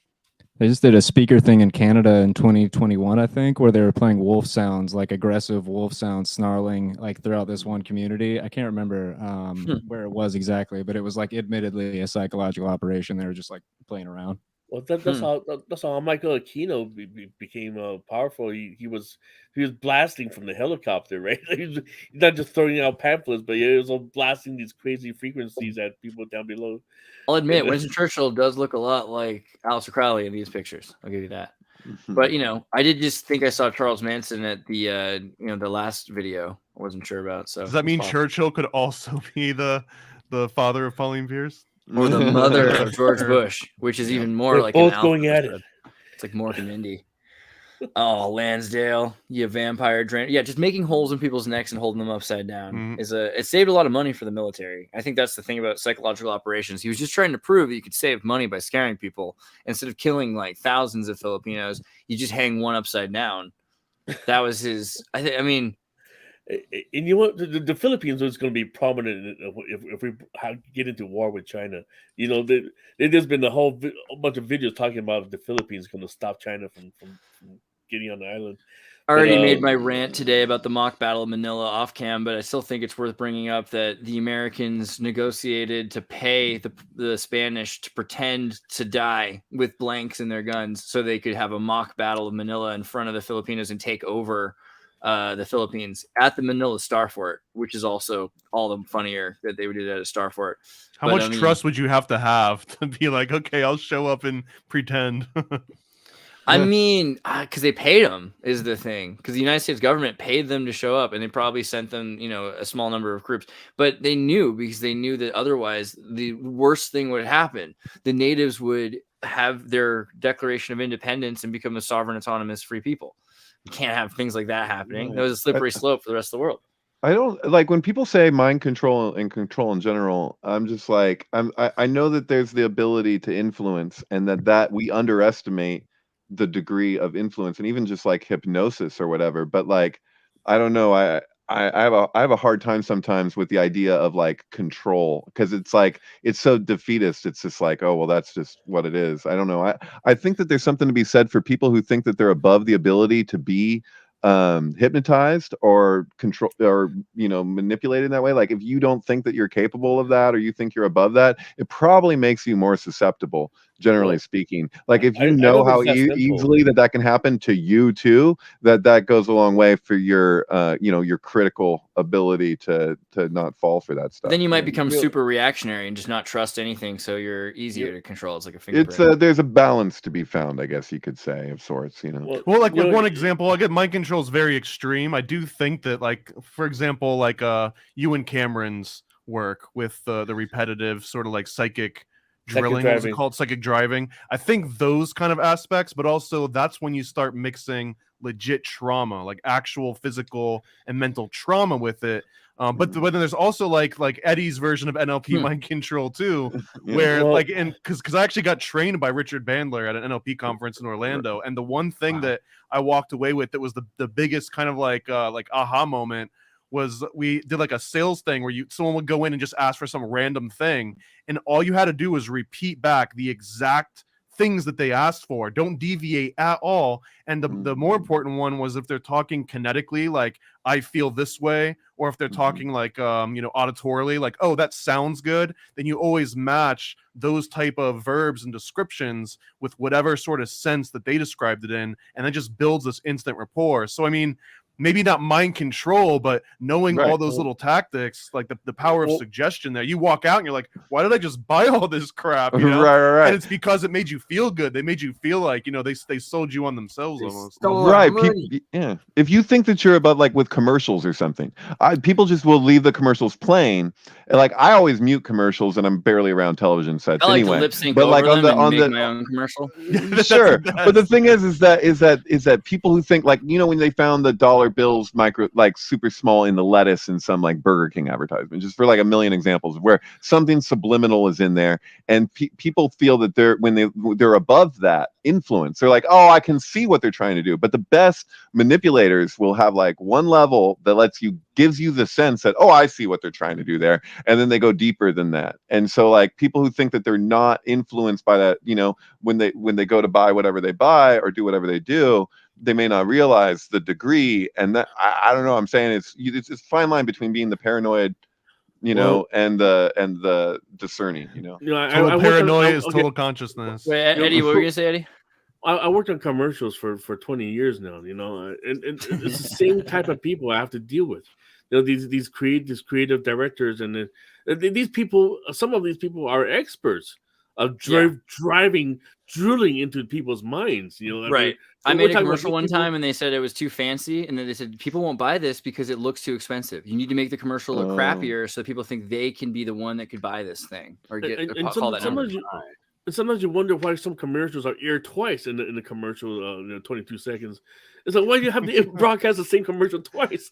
And that's when you realize, holy smoke, it's just like the psychic driving. You know, just like like what's that guy from the Nazi guy, the Joseph Goebbels, right? He said, if you tell a lie big enough and repeat it enough, you know, people will believe it. You know, right. You don't have to penetrate the brainwave or anything. All these things are all assisting that. If a lot of people around you tell you that it's true, also that helps. That reminds me of our next subject for the day, which is, from Eddie's page, the NBA star Dwayne Wade and his wife Gabrielle Union are jeered over their trans daughter Zaya as they leave MSG. Is this the most tragic thing? Like, why are people picking on these people who are being brave enough to let their daughter be herself, right? What are we missing about this? People are saying, you know, you mutilated your son. So, I mean, it's a complicated issue, but where are we at with this idea that celebrities or just people in general are making decisions for their children because their children say they want this thing? Well, I don't know. These are the high profile cases. You look at Magic Johnson's kids. I mean, it's just weird too. I mean, I'm speaking my opinion. I think it's weird that a lot of celebrities love to cross-dress their daughters and sons deliberately. Look at Charlize Theron's the kids. Look at Stephanie. What's that singer? Stephanie. God, what's her name? You know, on America Got Talent. What's her name? Stephanie from No Doubt. What's her name? Gwen Stefani. Gwen Stefani. Yeah. Well, just a few examples. Sandra Bullock does the same thing to her black kid. A dress. It's a black boy. The adopted kids that they're turning in, like what? Yeah, I think Madonna maybe does the same. Somebody's telling them to do it. I don't think it's a natural process. I don't think this kid say, "Hey, I want to be." It's pharma. I mean, It's partly pharma. I agree, pharmacracy, and they get money, and they get patients for life, and you know that's it. Do you think there could be a pill that someone could slip you that would make you start want, like, you know, instill like the want for this? I don't think it would have to be just a pill, but I think that you can obviously adjust people's hormones whether they're aware of it or not. And if someone's doing work to make themselves look more beautiful, hormones will often come up as a solution that people will look for. So the idea that people are taking hormones to make themselves look a certain way or feel better, affecting their consciousness or their mind, I think, or their emotional intelligence as well could be affected by, because the hormone acts similar to drugs. A lot of drugs actually interact with your hormones. So it's right. And there's taking the hormones that you're already in, like, you know, like a woman goes through menopause, if she wants to continue taking estrogen, that's an entirely different emotional experience than, say, a man who wants to start taking estrogen or a woman who wants to start taking testosterone. So it just affects you in a different way. Look at the fucking, I'm sorry, this is kind of sensational, but like that old GameStop video where the guy's like, "It's ma'am, you call me ma'am," and you feel the energy. It's not just that it's like It's like That's intense scary one. masculinity. It's that it's his masculinity. It's his internal fight with what is being introduced, and that it's not easily reconcilable. You know, like You guys remember that from a Nintendo physical 64 standpoint. commercial where the kid's standing at the door and his dad's explaining to him, like, basically, what's it going to take to hide this from mom? And so it's like, oh, there's all these new games like Donkey Kong 64. You could get your dad if anytime you catch your parents doing something, you can just.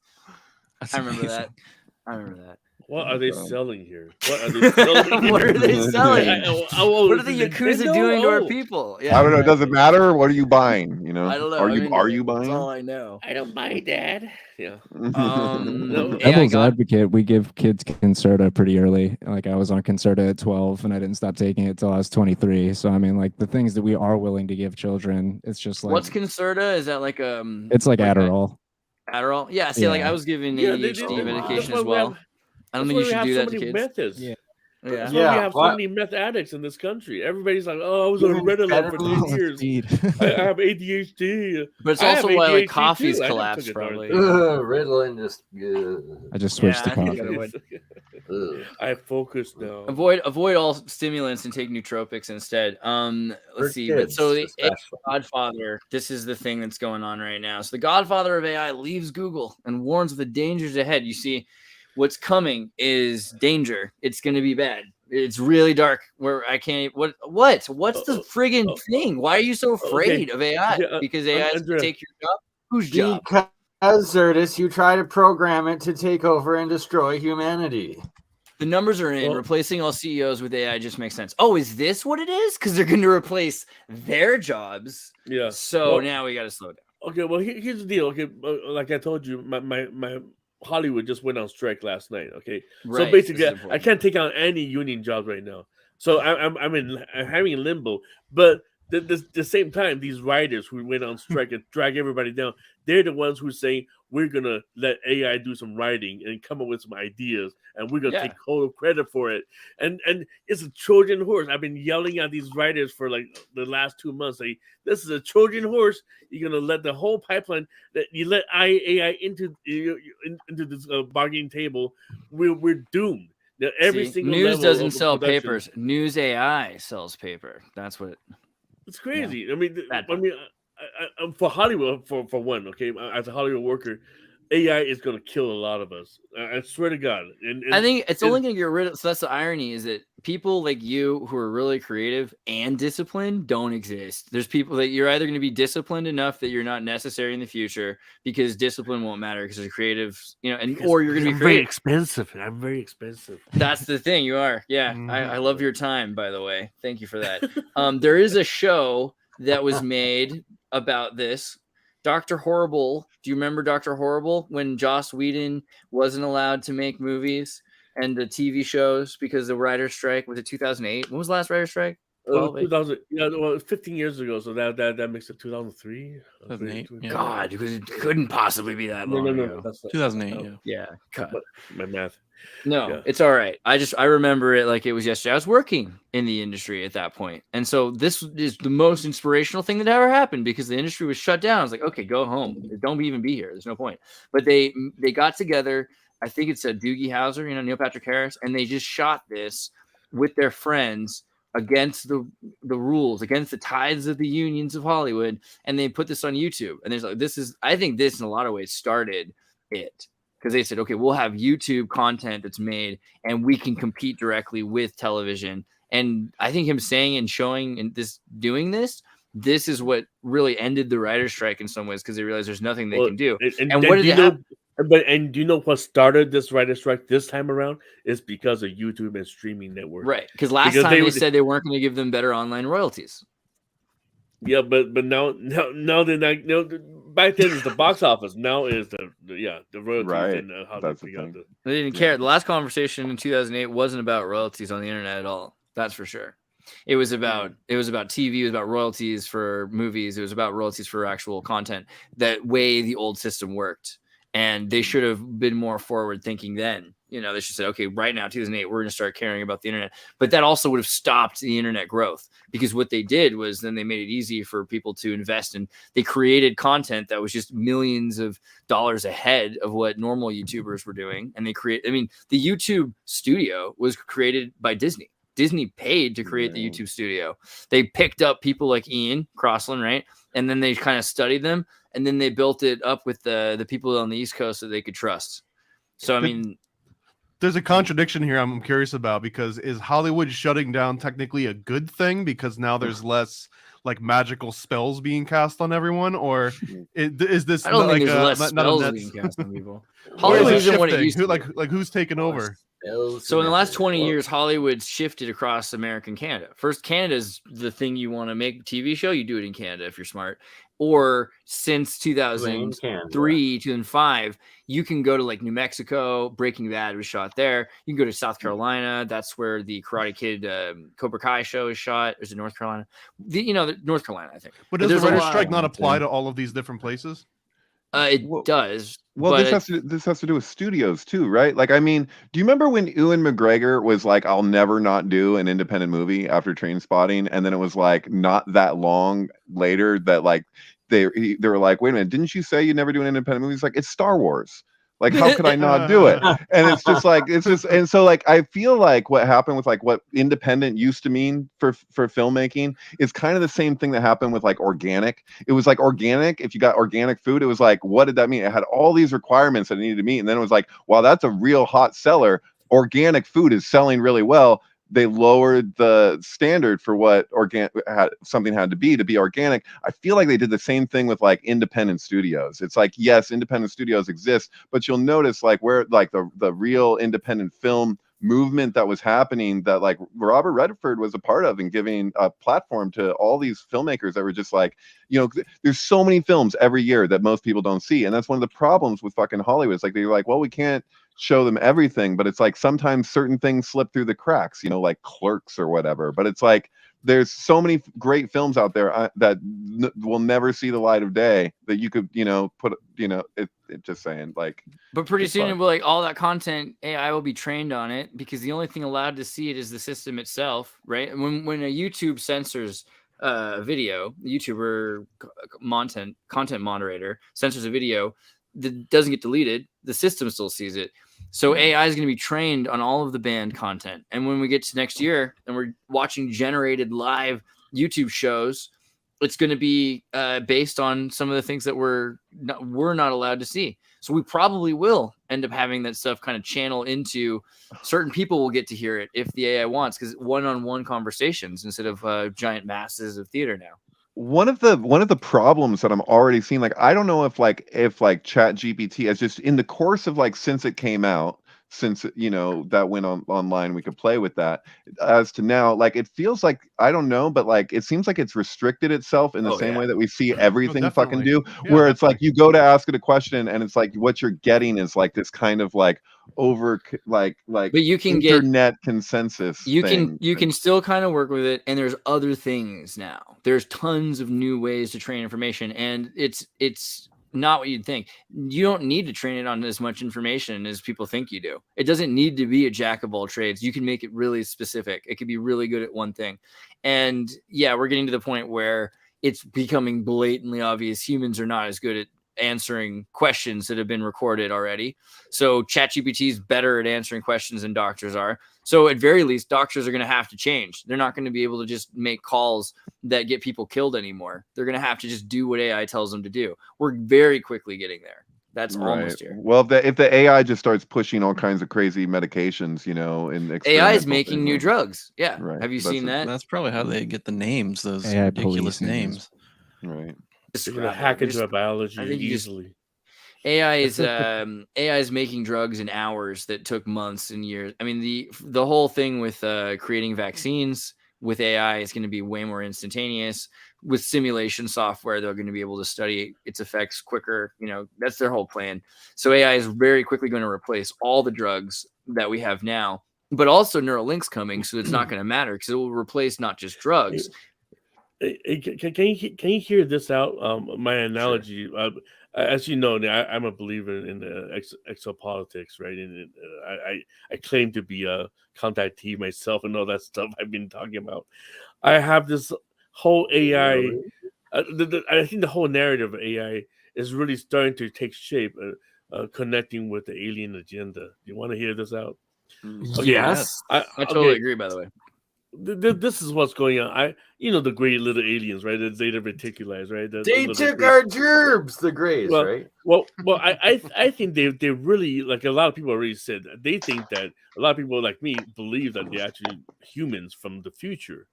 So basically, No, they did take our gerbs. They're here for our gerbs. Yeah, but this is how we're gonna become when we start relying on AI, because suddenly we found ourselves nothing to do, and we're all connected. We all like they say that the great aliens, they don't fly the ship, right? The brain is connected to these saucers, right? So everything is basically you jacked in, and you have these biological clone entity again, the transhuman transsexual agenda, which you created this whole race of asexuals. Basically, there's no more sex needed in this whole case. Sex is for generational, the reproductive use, and suddenly Isn't that might just have a like- gentle genocide though? To just make it like no, because if everyone Well, can continually use okay. adenovirals to mutate themselves, then you don't really need to reproduce with mutation. You can mutate yourself and skip the whole process. Yeah, and okay, and so this is what I'm gonna get to. So I post another. If you look at my Twitter, if you scroll down past, oh my god, it's pretty. Dude, far I didn't down. know that the Flintstones made such hard comic books. I'm gonna get into this graphic and I was instantly downloading it. He's Sorry. walk hard. The Scooby Doo comics, by okay. the way, too, are fantastic. Okay, so you keep scrolling down. I'm going to talk about it, and if you see Apple logo, just stop. Okay. Okay. So this is what I'm going to get to. Apple just announced that. Well, I they gotta didn't stop for a just second. announce. That's adorable. Sorry. You know, Apple is going to have their own banking system coming out, right? That's right. Yeah, Oh, the right Apple here, banking okay. system. Ooh, So- God, because they have so much money and power. Okay. So info. they're going to be the new banking cartel, because they're going to wipe out all the conventional Yeah. banking system. They have all this So- money overseas they couldn't bring They're back. probably Yeah. going to buy Bitcoin, I think. Have you seen this? You Become a see on the bank right based hand on side. that. You see on the right hand side, you see that you guys know the American Horror Story, right? Mhm. That episode is on season 10, episode 8. It's basically about Eisenhower, the alien exchange program. Remember the conspiracy theory about Eisenhower? He made a deal with the Zeta Reticuli. That This is in Majestic exchange- 12 related, right? Yeah. It's absolutely related to that. So basically, the aliens came after the nuclear bomb was detonated. They were like, "We got to stop these guys." So they came down. They were shot down in New Mexico. They made a deal in exchange of the alien the hostage situation. They said, "Well, we're going to give you a technology while you allow us to abduct humans at a limited, they said a limited amount of humans are going to be abducted for experiments, but they never stopped." So if you look at that episode, the alien guy, he came down, but his name is, what is his name? Valiant Thor. Mhm. You know the actual the actual character. Valiant Thor is real. Valiant- There's no yeah. question that Valiant Thor is a real person. Like, it'd be Yeah, so- crazy not to be. Valiant Thor was a Valiant person. Thor is a real Venetian from Real Venetian. Venus. Yeah, I mean, so from there's- Venus, right? You got to read Valiant Thor's manuscript. The idea that he interacted with the CIA. Who is it that go into it? Sorry. Adamski, Okay. is that? So Right. yes, so Valiant Thor. Well, that's a character in the show. So basically, he opened a suitcase, and it. He's not just a character. He's a real person that stopped World War III or changed the way the world happened in the 60s, right? That's the idea. And was involved with major technology being brought to Manhattan Project, and all the Men in Black connect to Valiant Thor. Valiant Thor is the real deal. Okay, so basically, this whole Eisenhower alien exchange, there were several aliens making contact with the Pentagon. And so there were different camps. There are people that we're gonna just stop your development, and we're gonna make your Earth a harmonious living environment. The other ones say, hey, we can give you more weapons, and you give us some human hostage. So which in lines that up with Maria Orsich's whole idea that there's different aliens from different constellations, and some got here maybe 100 years before the others or something. Yeah, the Palladian and all these things. So basically, if you look at that episode, if you go back to the picture of my post, and you look at it, you open up the suitcase. Here's the technology. First, it give you an iPod, right? And it's like this is more powerful than any of your military the supercomputers. When did this come out again? The show? What's the show called again? It's called American Horror Story. Oh, right. Wow. And this one is episode. It was in season 10. I think it's episode 8, if I'm correct. So in this episode, and you look at the Apple campus, it's basically a UFO. Right. So yeah, and everyone hates it. Nobody likes it. Nobody likes having to walk around in a giant circle. Nobody likes this at all. But if it flies away, that's what they're hoping, I guess. Yeah. So I'm what I'm trying to get at is that there it's gonna be like the Journey "Don't Look Back" album. Sorry. Or the end of Men in Black. So I'm just trying to get to this where AI, as much as people want to talk good and talk bad about it, there is definitely something is at play where this is headed, because we're at a point of human evolution, and then now look at AI is going to re-engineer our DNA.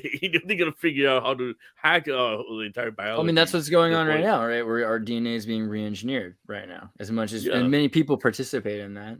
And it can happen overnight. You look how fast AI developed. It's crazy. You'll be laughing at some of the graphics just like 3-4 months ago, and now it's like, whoa, no more 6 fingers, right? And it's just like a lot of groundbreaking stuff. And then now the labor union is being infiltrated by AI. So I'm like, this is bad. And this Flintstones goes hard. I gotta get this comic. This is crazy. Well, there's also no like they live glasses for AI. You know what I mean? Like it's one of the things is that unless it's done very sloppily, you wouldn't know something was necessarily made by AI unless you've got some kind of special tools to detect it. South Park did a good job with that with a ChatGPT episode with the guy that comes in with the hawk that's like to find in the school where the AI is being used, and he's like, using kind of like these like old these like old mystical methods to. Actually, you know what, Thomas, I made a funny thing about it. Hold on, let me send it. Have you heard of Glaze before? Glaze is supposed to be this like anti-AI filter that you run over. That you run over all your images, and you'll see that a lot of anti-AI sort of advocates, they'll even like repost their tweet screenshots and they'll put Glaze on top of it. But Glaze is supposed to apply this in my opinion, it's really ugly kind of overlay, but it completely throws off the way that some of the Stable Diffusion engines kind of like repurpose this noise and try to reconstitute these images. So, and Glaze is apparently it's somewhat I guess effective against this, but it's always going to be this cat and mouse game where the anti-technology gets superseded by the pro technology, almost like DRM. Wasn't it that I think it was Time Magazine? There was something that just happened where they had like a photo of the year, and it turned out it was AI. Like they had like awarded this photo. This is the greatest photograph, and then it turned out to not be real. Yeah, check out a mailbox, Andreas. It's a meme that I made. Let me jump in there. Yeah, one sec. Just to say about it's going to be family friendly meme. My mom's watching it. Yeah, it's pretty kindergarten variety. Blade Runner, the classic replicate detection game. Oh yeah, for sure. So my text was saying I try to warn my labor union. Nobody's listening to me about AI danger. Is that Corey Hames? Sorry. Well, I'm basically saying this is what I'm gonna. This is what I'm going to do to my union leaders. I'm going to check on them. I think they're all a bunch of cyborgs. Christian Slater's in an old Empire Strikes Back toy advertisement. That's really fun. But yeah, as a kid.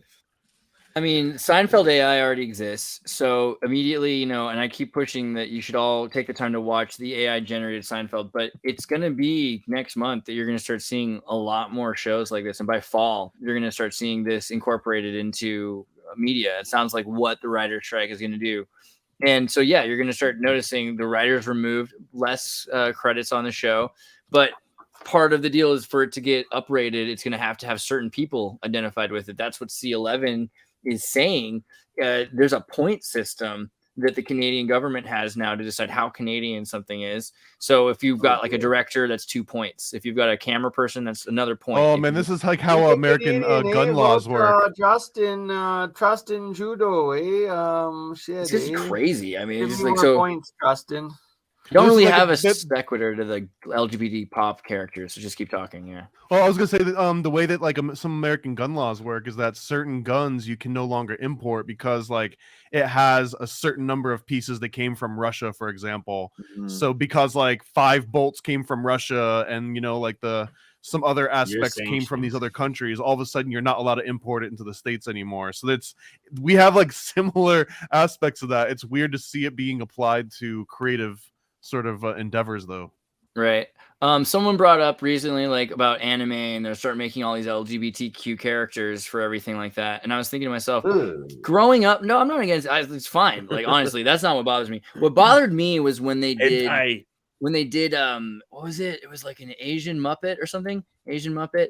Because I was like, isn't the whole point of the Muppets that everybody's a different color and it's not to do with race, but they're like introducing puppets that have to do with you, like the AIDS Muppet. It's like, I don't need an AIDS Muppet. Maybe somebody does, but the idea that Muppets have some Muppet disease would be more interesting to me. I just want it to be, you know what I mean?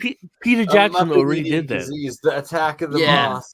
You know, the last thing that Jim Henson ever did in media or whatever was Sesame Street in Israel, Israeli Sesame Street. Oh yeah, it was like his last project. All right. Yeah. So we need Muppets and we need moths that spread this disease that then cause the Muppets to. Did you watch Meet the Feebles? Yeah, That's the movie. So course. I mean, so Steve what's his name? Jackson, something. Peter Jackson. Peter Jackson. God. Peter Jackson. It's right on the dang video cassette. As a kid, I was always like, really? That's the guy they got to make the Lord of the Rings? Because I'd seen Meet the Feebles because it looked like a kid's movie. Adult puppet movie. And it's all about them trying to get their show. They have a Muppet-like show, but the whole crew is falling apart, and there's gonorrhea that's like causing the rabbit to fail, and there's an affair going on between the hippopotamus and Bletch, who's this like guard, who's like, he's a crime lord who owns like the theater. It's very real. I've not seen this. Oh my god! It's a very real movie, a very real Muppet movie. It's exactly what Jim Henson wanted but couldn't have. I saw it in the theater. Actually, it was in the theater limited release. It kind of is. You're correct in that. Like if you look at the end of Sex and Violence, the Muppet pilot. Oh yeah, it's like you can see that what the direction he was going, and they were like, okay, we love it, like incredible work, sir, but can you just tone it down? Exactly. But now make it for 4-year-olds. SNL Sex and Violent Muppet. If I remove the word, is that going to work? I have to be careful with moderate. But the 1975 SNL best episodes, and he wanted to call it Sex and Violence because he thought no one's going to care about the Muppets. If I call it Sex and Violence, that's what everyone's going to turn to that show. They're going to want to watch it in America. They're going to want to watch Sex and Violence. It seems like the thing to do. I mean, the thing is, the LGBT pop character, my point being that there's a lot of characters that were already the gay character, but it was kind of subtle. And am I wrong for liking that more? Like the idea that no, you keep in mind that this is it's an issue of passing, and there's I like it. It's more subtle. They're third-dimensional. There's a discrepancy between what it means to pass, where some people interpret that as some people get a pass, and then they'll ask, well, what is the standard to get a pass? Whereas passing often means, when you look at prior to like 5 years ago or less, was that if you walked into, say, a woman's bathroom and you looked more like a woman, and maybe even people can't, maybe it's like Pat or something, and you're just going in a stall, or if you can pull it off enough it's like more of an incognito thing is what it meant to pass. Now you have like, oh, can I walk in with a beard, and can I walk into a men's bathroom and squat at the urinal? It might get to be freaky. This is Li Shang's dilemma. Mulan is all about Li Shang's bi-curious phase because he's super conflicted because he hates women and he loves his manly military crew. And there's this guy who's kind of pretty and he knows he's not supposed to. I mean, that is the whole movie. The whole movie is really Li Shang's thing. Well, the thing is, Mulan is like the very first cross-dresser in the history of China. Yeah, like you go, girl. I mean, But so the thing is, we've already had Batman. Batman's kind That's a of, if you very read the good early point. comic books with Robin, Batman's pretty gay. The shorts that he puts on that kid, because he makes the outfit. So I've got a question for Eddie though. Speaking of like Chinese sexual culture, what did they think of the release of the Hunter laptop of hell, where Mulan was doing the foot thing with Biden? Oh, I didn't see that. Wait. You mean Hunter Biden made a meme out of Mulan? I didn't see. Yeah, that. she jacked him off with her feet, and it was on the Hunter that thing. laptop from hell. I missed didn't that know. meme. I mean, of all the things that he had, I didn't see that one. It's true. It's true. What does that It have was to do with literally the Mulan? What did I laptop from miss? hell.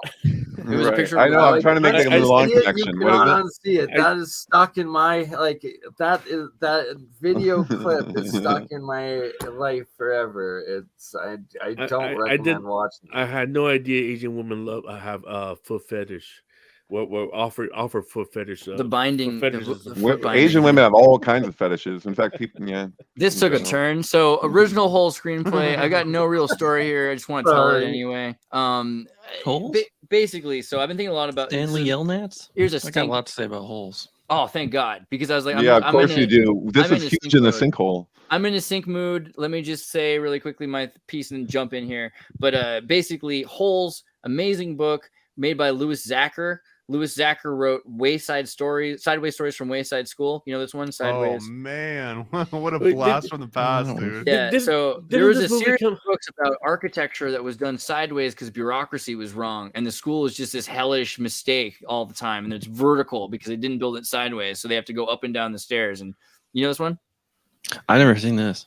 Yeah, this is Louis This Zacher's. was this is in my DNA right here. Yeah, exactly. So he created this amazing thing, which we're gonna have to adapt at some point. But then he wrote Holes, and Holes is this amazing Kind of book about- 9/11 there, just Yeah, I tower agree. and the And there's a sequel where there's dragonflies 2 flying towers from and the they build a elevator. You gotta get into it. But the Holes book is much deeper than you'd think for a kid's book. He's sent to a geo-changed environment that used to be Green Lake, but it's now where they're digging to try to find lost treasure, and no one knows that they're digging for treasure. They're told they're just digging for character. It's this crazy thing, and they tried to make a movie out of it, which was okay, but the original version of the screenplay was written for, where did I go? I lost all my pages. How far back do I have to go? Oh man, here we go. No, did I go too far? Dang it. Richard Kelly. There it was. There we go. Dark. Yeah, okay. So basically the guy who wrote the Donnie Darko wow. screenplay wrote the whole screenplay originally. And you gotta read it is the only Rabbit You thing. can hole. read it? Is it online? Yeah, it's online. And if you Oh, type so PDF, sick. you'll find. I'll send you a link to it. Here it is. But it's a post-apocalyptic nightmare where there's like crazy gigantic mushroom clouds.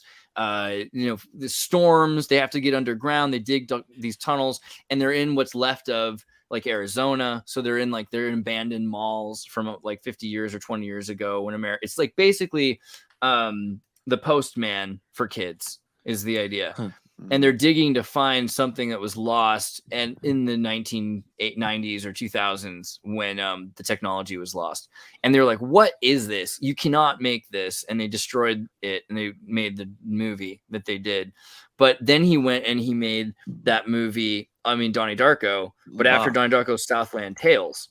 All right. Southland That's Tales. an even more bizarre movie. Which Like is all that. about post-apocalyptic America and there's a war, and there's this the neo-communists are taking over. I mean, it's everything he wanted that he was trying to like tie together, and he Right. swears it's tied to Holes. So okay, sorry, that was my rant. What do you got? Oh, that's Well, interesting. I took it as a trilogy because you had Donnie Darko and you had Southland Tales, and then you had the box. And so the box follows the same trajectory as Donnie Darko and Southland Tales, but you're saying you're bringing Holes into it, which is really brilliant. You know that there's actually a Holes reference in Nope. Jordan Peele's Nope, where there's that guy who had the thing with the monkey or whatever in his office, in his space. There's a poster that like recreates Holes as if to suggest that he was a character in that movie. So it's kind of they did a weird thing. I had a crazy experience with Holes when I was it was like early in my crypto K studies. I was like had Kubrick on the mind and like I was looking at all this different stuff, and one night I just decided to put on Holes. Like it was on Netflix. I'd never seen it, and then of course the main character's name is Stanley Yelnats, which is Stanley forward and backwards. Right, it's huge. The And whole point of the thing, right? It's so crazy. immediately I like went into the Dateline calculator. It's like, well, how long did this movie come out after Kubrick died? And it was 1,503 days. So it's a 153 there. And so then I started watching the movie, and my mind exploded with all this stuff, because it's it's about time travel. It's about like something hidden in time with Stanley's name on it, forwards and backwards. And do you remember? Do you remember in the sinkhole in like 2010 or whatever, when Jake Kotza and maybe Will Morgan and people were really focused on holes, and it was like, I don't think I was in the group at that point, but oh, okay. Well, you've maybe seen those blogs of the old sinkhole blogs regarding holes. Yeah. I mean, it was loaded. Yeah.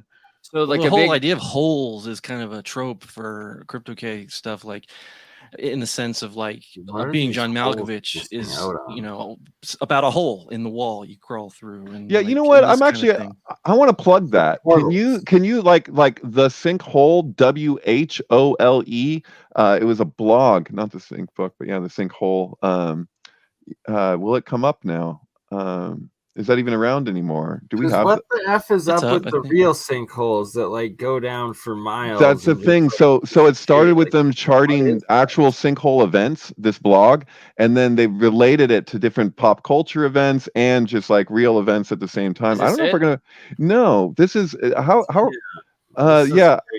How do we find the sinkhole? Maybe I'll get back to you on that. But like, yeah, there were like the big ones out in the middle of nowhere that they're like just straight circles and they go down for miles. Right. Like there's Siberia everywhere in the world. And yeah, like look at that one. Like what the fuck is that shit? Side stories, man. I'm telling you, it's connected. The liquefaction is also interesting. Just the idea that we're building on top of they're just too perfect. They're too round and just too far down. Beeg did an amazing thing talking about the viaducts and how viaducts are used to build platforms for entire cities. Like, was it? I agree. Shout out Beegs and his viaduct work. I mean, I know we're getting closer to the end. Let's talk about Christopher Robin's R-rated hybrid comedy series. I'm into it. What do you think? They're going to take it to an adult place. I think Winnie the Pooh, we all knew it was coming. What do you think? Well, why not? They're just a more Disney exploit. Imagine what they're gonna do to Mickey Mouse when it expires. That's what we're gonna do. We're gonna Steamboat Willie is gonna get on this ship, and we're gonna have him with us. Actually, that's in the works. I think we're gonna talk to some lawyers, but I got some ideas. Trust me, Steamboat Willie is back. Steamboat Willie is free now. That's something to bring up to people. The Mickey Mouse character has released to public domain, right? They were saying till 2024, but I think he's free now. So, and then the other thing is Oswald the Rabbit's been free for a long time. He's only free as Steamboat Willie. Yeah. So like, there's a whole question now. Yeah, because Steamboat, that's great. So Steamboat Willie's free. That's fine. It's not Mickey. But what if the wind blows his hat off? Hey, you know, another thing that just happened. I'm sorry. I just had to bring it up. Did you know, like last weekend at Disney, you know, the Fantasmic show, the dragon caught fire. It wasn't on Beltane, but it was on Walpurgis Night. Brutal. It's like ritual sacrifice, basically. It just went up in flames. Oh man, Anaheim, we're the Power Rangers. This is brutal. Oh, that's horrifying. Yeah, burn it, weaker man. That's basically. There was a war that didn't happen today or yesterday or recently. Was it Sweden launched a research rocket, accidentally hits Norway? Why are the Scandinavians so polite to each other? Like, I feel like if Canada did this, we'd be in a war. Come on. I just asked that same question to my cousin in Sweden, and he sent me back a response that I kind of liked. Here. Okay. So he said, ha ha, whoopsie. He said, the Norwegians, though, they don't know shit. We love them like our retarded cousins in the South. But that's as far as it goes. Anyway. Yeah, I did remember Swede told me once. What was the joke? It was, what do you get when you skin a Norwegian? 2 pounds of dog food and a raincoat. There you go. I didn't get it at first, but if you live in Scandinavia for a while. Look up videos of surströmming. So like people trying to eat surströmming, it's the most disgusting. Almost everybody vomits. So you're just watching. There's one where it's like these Chicanos. Like I think they're in Texas, and they're just like, oh yeah, so here's the sinkhole here. Yeah. Oh yeah, there you go. yeah, no, it's just there's all these blogs that this connects to too. I should just let people know, like, this is my origins in the internet conspiracy theory stuff, but it was more in a direction of like people just relating to synchronicities, and so this goes on for days. I feel like I it's weird that I'm like, I do this show and don't recommend this stuff enough. This and Live from the Logosphere with Kevin Halcott's old stuff, and you can go back through old videos, see people who are really cutting edge in terms of really high weirdness in media and real life. Is that the ooze from connecting. Ninja Turtles 3 or 2? Maybe. I don't know. A sploosh from holes. There we go. Yeah.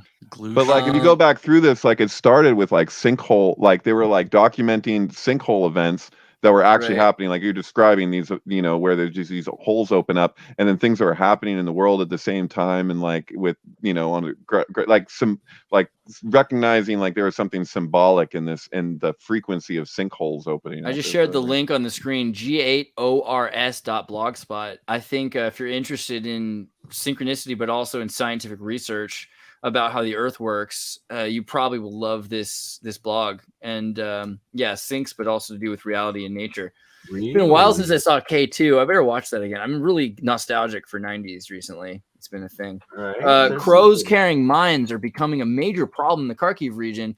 What up with birds and carrying mines? I mean, shouldn't we be doing this more? Isn't this kind of like always been the thing that birds love shiny things? They love shiny things. Better than drones. I mean, right? You just get some crows.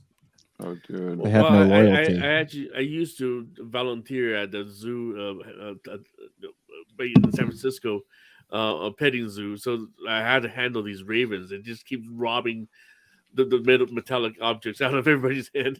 Yeah, they love to pick up metallic objects. Dude, it's driving me nuts. It's waking me up every day. I got a '68 Mercedes parked outside my window, and it's so shiny in the front and on the hubcaps that these birds just like run at themselves over and over. Like they see the reflections, I guess, and they just keep doing it over and over again. They just won't stop every day, so I have to move it. Oh yeah, they're obsessed. They love metallic objects. I think Stanley P. Lavelle, he wrote a book called Spies and Stratagem towards the tail end of the OSS, and some of the things that he was trying to implement did involve strapping bombs to birds. One of them was putting napalm on bats because they would tend to go into a house and like put themselves up in the rafters. They wanted to be able to like remotely detonate this napalm, but they just found out that unfortunately they would drop the birds and the bats from such a high altitude that they would pass out from the thin air, and by the time they hit the ground, sometimes they would just explode. For it was interesting times. Too heavy. I mean, we have to bring up the Acoustic Kitty now, of course, where they that's right. The CIA took cats, and they're like, you know what? People love cats. What if we put hear me out, spy device in the cat, and then we'll take out part of the brain. Operation Acoustic Kitty. But then the cat got hit by a car. Right, the cats got hit by a car, and so we're not supposed to think about it ever again. Like, and the amount of money that represented by that cat getting hit by a car would have been like, someone got their ass chewed out for that one. Oh my god! Yeah, somebody lost their job, or they got promoted. Who knows with them? Speaking of the Russian crows earlier, you guys know of the beluga whale, right? That was discovered off the coast of Norway. They realized that it had a harness, and then they realized it was actually working for the Soviets. I mean, I remember hearing about that one. Yeah, that was crazy. It's crazy. It basically escaped. It doesn't want to work anymore. It just carried all his equipment with him. It was Day of the Dolphin was the movie that Roman Polanski was scouting locations for when Sharon Tate was killed. Wait, which ended up a Polanski film? No, so this was the thing, is that it was supposed to be a Polanski film in the beginning, and then I don't even know what it means to scout locations on the ocean, but he was like at sea, quote unquote, scouting locations. It's really weird. Well, he's always at sea in his movies, right? And so this is about strapping explosives to a dolphin, and I think it's the president is on the boat, so it's kind of like a dolphin Manchurian Candidate kind of thing. This movie's amazing, by the way, and it's very real because talking about John C. Lilly's dolphins, and they show the dolphins A, B, C, D, like he's teaching them to speak, but it goes further than reality because instead of the jerking off of the dolphin, such a creepy ABC. We had to go there. But hey guys, because they almost forgot. Yeah, no, Alex, you got the great sync last week that I was watching the Rosemary Baby when you brought up that thing. It Oh, was yeah. basically Polanski met up with his victim for the first time. Oh my God! How did we not And bring it up until now? Thank God we got here. By the way, Cinco de Mayo is important. We'll talk about tell that them later. what did that sync up with? Oh yeah, well, with Jack Nicholson returning to courtside to the Lakers after being gone and gone and in For the hiding first time since for a few years 2021. now. So yeah, that synced up very So- weirdly. Yeah, so we know the alleged rape happened in Jackson Jack Nicholson's house, right? Yeah, it's So- in his hot tub. So it was a very weird. It's the same day. Hot tub So time that machine. I thought that blew Dude, my mind because Dude, can I just go off on this for a second, please? So Yeah. like Samantha Geimer is my absolute favorite Twitter account to follow. It was so entertaining. She left when Elon Musk bought it and whatever. But she would do this thing where she would search herself on or any stories related with Polanski and the rape, and she would respond to people if they were saying things that weren't true or whatever. She would call them out, and then over and over again people would just like hurl insults at her and not realize that the person that they're talking to is the person that they're pretending to be an ally of, or saying that they're defending this person, and then they don't even know her name. So like a lot of people don't know the name of Samantha Geimer, so she was able to just do that all the time, and she wouldn't even like, what I loved about it is that she wouldn't come back and be like, hey, I am the person. She would just move on to the next and just keep doing that. It was just so entertaining. But what's really going on here? Because we're supposed to hate Roman Polanski. He's been living in Switzerland because he's not allowed back in the United States. Actually, my dad says that he ran into Roman Polanski in the 80s at one point in San Francisco or Oakland or something. So I don't know. I get the feeling he got to travel and got away with it sometimes. But she supposedly was what's the real deal? She's an actress. Let's be real. She's an actress, but you know what? I'll tell you something, and I can't speak for Samantha Geimer, but I can say that she started following me on Twitter after I responded to something talking about how casting agencies are often prostitution rings and parents pimp out their children for them to make it in Hollywood. Exactly. And I was like, this is the bigger issue here, and she liked it.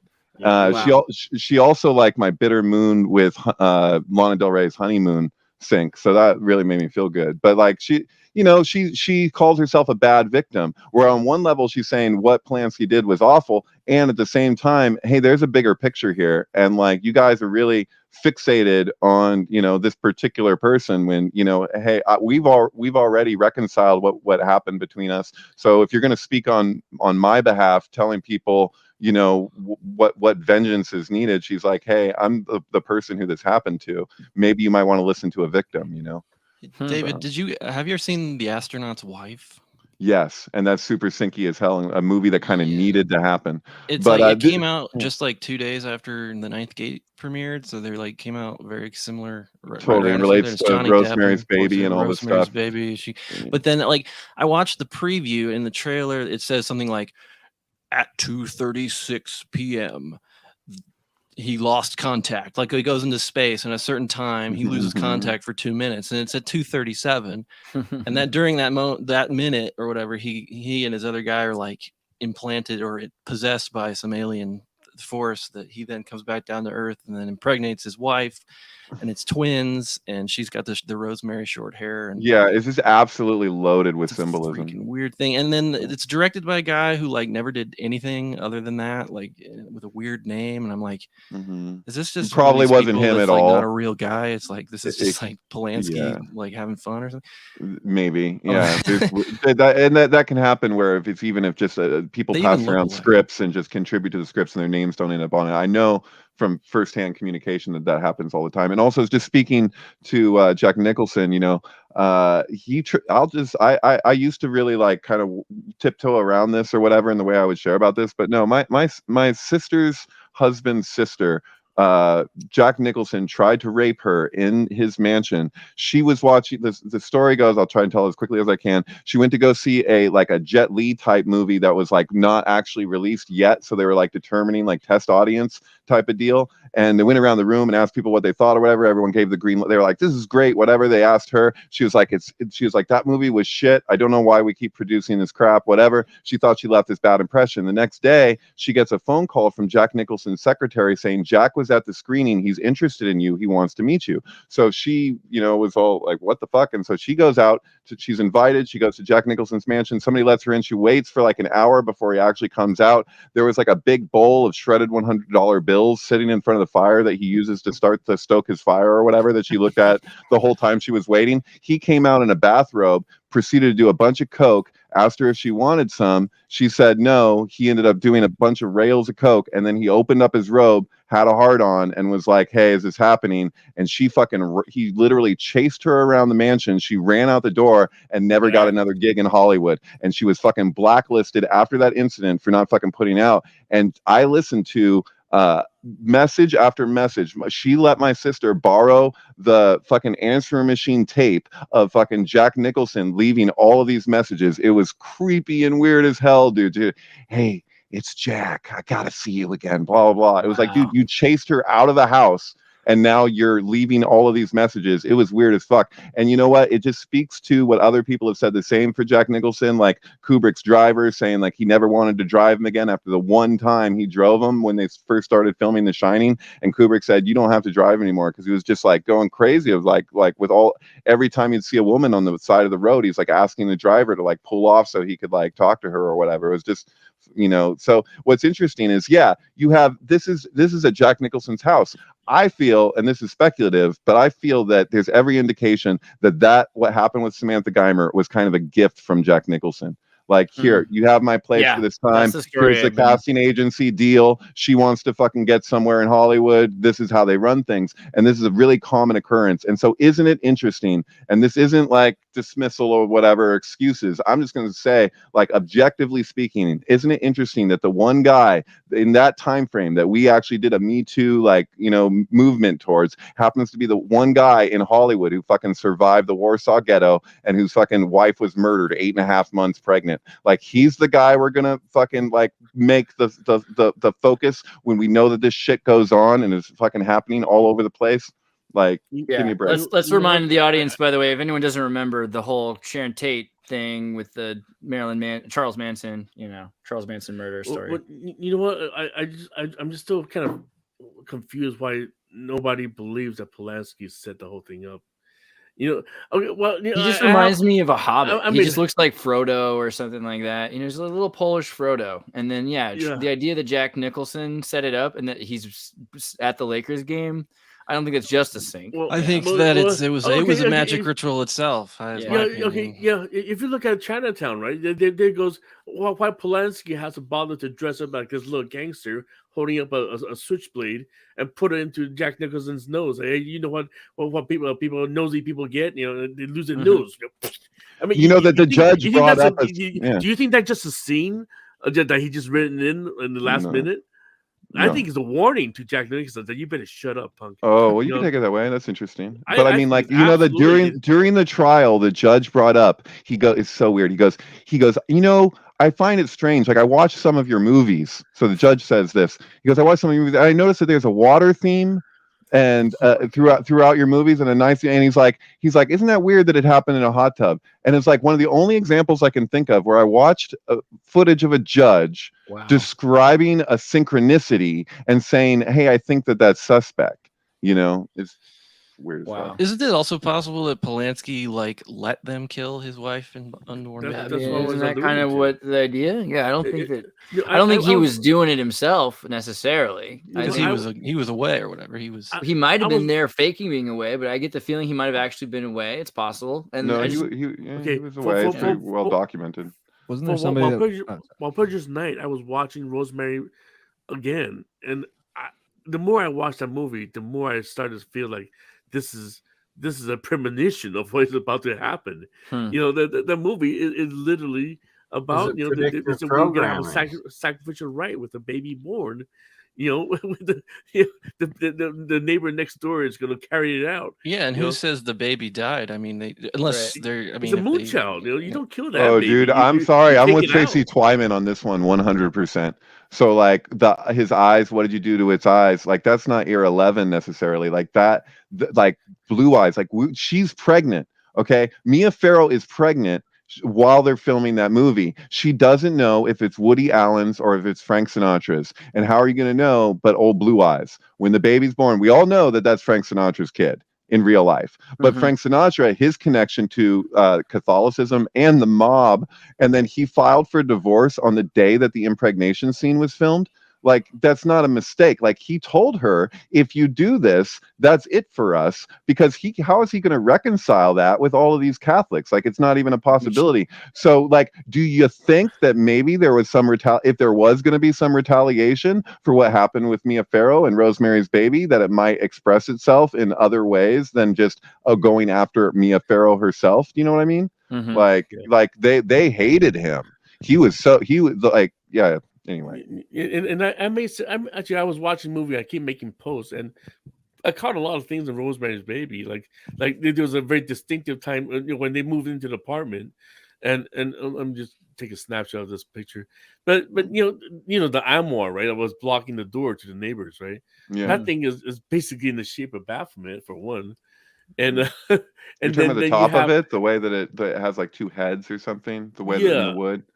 Yeah, well, here I'm gonna drop the picture. So, but and then same shot, the camera tilts. Okay, I just loaded in the mailbox. So you look at that. Okay, so we have the flame of Baphomet pointing. Oh, and the husband's pointing up there, and then there's Mia Farrow pointing at his red shoes. You know what it looks like? It looks like the demiurge. That's like the lion serpent thing. Like two of those. Like. Like relates to Tet, I believe. I think I think I know which creature you're talking about. The one of the demons, right? So if you look at the pointing at the red shoes, that kind of set up an alarm for me. Yeah, we're looking at we know the whole Podesta, the controversy, the red shoes. There's that network of people who allegedly, take little babies. Well, we are at the 2-hour mark. Is there anything you want to make sure we cover before I want to end it on pedo? I want to make sure Kent. Is there anything Kent you wanted to say too? Because we're gonna get you back, but threw you in there. Oh yeah, sorry. No worries, man. Well, thank you for having me again, man. This is really, you guys are all awesome. I enjoy watching the show. Actually, the whole reason that I found out the stuff about the OTO is because you guys flashed that picture of the Matthew Lyon dude wearing the Lamic hoodie. So I was like, that sent me on a tailspin down that research. So I made a post about it. I sent it to you on Discord. So that's Matthew Lyman. Yeah, we got to look into some of these occult flag. I remember one time I was at a Bernie Sanders thing, and there was a Freemason sign on someone's hat with a B in it, a big B in the Freemason symbol for Bernie Masonry. Yeah. So I mean, there's definitely some stuff out there. Bernie Brotherhood. let me pull through. Nothing. Beluga whale. The Brothers of Bernie. I'll talk about Sulfium sometime. This is a plant that we made extinct called Laser, which is pretty sweet. But let's go to the Paranoid American, greatest comic books in the world. If you love comic books, you'll love Paranoid American. Thomas, we love you so much. Make sure you guys are reading. And at the very top, there's the Chosen One 2 Kickstarter. That it's almost at the halfway point. As soon as we get there you to go. 100 We got some more. Yeah. I like that we did it. Okay, guys, look, all guys and gals and everything in between. I'm begging you, please do me a favor. Go to this link. Go to paranoidamerican.com. Click on the Kickstarter thing. It doesn't cost you any money. Just click notify me on launch, because if we get to 100 followers, then he's going to release the second comic for the Chosen One. And that gets us closer to issue 3 coming out, and then issue 4. Yeah, super Chosen Juan. And these are just real. I mean, really, these are amazing comics. The art's amazing, but also the story is right. If you're into this kind of stuff, you're gonna love these comics. These are the kind of comics you're gonna want for the rest of your life. So you should probably get a physical, but you can download it. Just make sure you look into this, because I'm not just talking your ear off. I think you guys need it. And if you like to draw, the Cryptids coloring book, I'm serious. Get it for your family and your friends. The Cryptid coloring book's amazing. Available digital and physical. You can get it right on Amazon if you're confused on how to use things. Just look for Cryptid coloring book by Paranoid American. Yes. Okay. That was awesome. Yeah, Thank just you. posted Paranoid And don't see when that Americans, might connect the dots. YouTube. Yeah. If you're a sin to science, this is actually one of my favorite books. Brittany got this. This is really good. Connect the dots, the confounding conspiracy of chemtrails. Explain to the kids what chemtrails are, because a lot of the kids are just walking around underneath all those chemtrails, not even knowing that the sky is falling on them. And it's a full legit book. It's 50 illustrated pages. Oh my god. It's Hey, so can- awesome. I'm sorry. Can I just add this? I forgot to show this earlier, but literally, some woman revealed the chemtrail process on the View. To your Like, brother, your great brother. I just dropped the What a link weird thing. if you want to watch that. Oh, and what does that say? There's no way. There's no way. I can't Wait, read wait, that. it's out of focus. Out of Oh, focus. dear Bernie, you're a great brother. I got that part. That's the part I got. What does the bottom Probably say? the best ever, believe me, and one knows brother like I do. To say there is a better brother is fake news. You're great, so great, very special. Merry Christmas, 2001. Wow. 2021. Very good. Okay, this is Eddie's video. You're saying educating the public about cloud seeding. Yeah. It was like, wait a second. He just basically explained the mechanism of cloud seeding and came to this person. And then technology gets better. 20 years later, here we are. Cloud seeding is ramping up so big. Hello. On the plane. They Cloud seeding so big. Into the clouds, and then it makes it snow more. So Well, it's gonna snow Makes more. it snow more. They're taking the storms that are already there and then giving it a little boost. Give it a little This is boost. not, that part's not new. What's new? That's not is new. they have hundreds of these ground cloud seeders. Oh, yeah. They're actually puffing Ground super beast. iodide Dude. with flare. Oh, And you whoopee. see, I have a picture of the actual ground cloud cedar. It's Oh. in there. Yeah. Oh, they've just been doing that. The insurance companies. She's before like, "That's every not new." hailstorm forever. Like that's nothing. I love that she's not saying that that's Conspiracy. new. Yeah, She's like, where's "But the thing is, now oversight? What's crazy? We're all is working when together. these- Like I've seen several of these airplanes. They go up, they fly an entire square. It's a square, not even a circle, a square of these chemtrails around the city, and it's cloudy before, and then by the end of like a couple hours, it just dissipates within that square. Totally. The other day it clearly said surrender Dorothy. Right. I saw that. Let me pull up also Crypto Alchemist Bernie. Make sure you guys are watching Bernie's channel. He's making sure that the rest of you are, but subscribe to the Bernie streams and go to the lives. And we're gonna do an APEC thing pretty soon, I was thinking. So let's get that going Yes, with Tim. sir. It will Oh be my god, awesome. exciting. The syncbook.com. If you like David Plate and you want to get some of his videos, make sure you go to the syncbook.com, click on videos at the top there. Go down underneath the awesome Hindsight is 2020 documentary, but I think you should watch it. And then click on Syncflix when you're done with that, because then you can see all of David's new things. He's got a bazillion amazing synchronized movies to soundtracks. So if you like to listen to music, you like to watch movies, but you really want to get into synchronicity and esoterics, this is the way to deconstruct a movie and see what it's really about. And you get a lot out of it. And this is his newest synchronicity work, 7-Eleven Ocean Drive and Tulsa, with Lana Del Rey's new album, Did You Know That There's a Tunnel Under Ocean Boulevard? Which, I mean, great name for an album. Yeah, I'll try and just like really quickly, if I can, just say like, so this album is written for her ex who lives in Tulsa. They had a long distance relationship. She's like, it looks like she's maybe marrying somebody else. So this is like a love album for somebody who she's no longer with. It's also got Diary of a Teenage, teenage girl, which she references in the album because of its I think in part because of wow, the symmetry is R. amazing. Crumb's wife. But yeah, so basically like there's symbolism that's playing out that relates. If you're an actual Lana fan, you'll probably get more out of this if you actually know what is being spoken to. But yeah, no, but it's I'd like to point out the art in the opening paragraph up above here. So like if you scroll up a little bit, Andreas, so like here where it says it has highlighted, it says art by David Charles Plate. So if you click on that, can you do that? Do you see it above Art Sorry Cassandra towards the by end? David Charles Plate right here. Yeah. Click on that See one? the art, not Sorry Cassandra, but Click on the word art. yeah, Oh, it's a the word secret. art. If you I know click it's on the kind word of art- it's hidden, If you so I'm pull sharing the book it. on the left, it'll open the shelf. Do you have like a little pie symbol on the bottom right corner too? God. Right. Well, my computer's having issues, so anything would be helpful. So if you click on any of these pieces, I work in a print shop doing. These are like large G clay, like on, they're fancy. It's fancy paper. It's fancy printer. These are collages that I did years ago, but I think they still hold up. So Oh my God, anyway, amazing. just putting that out there. They're there.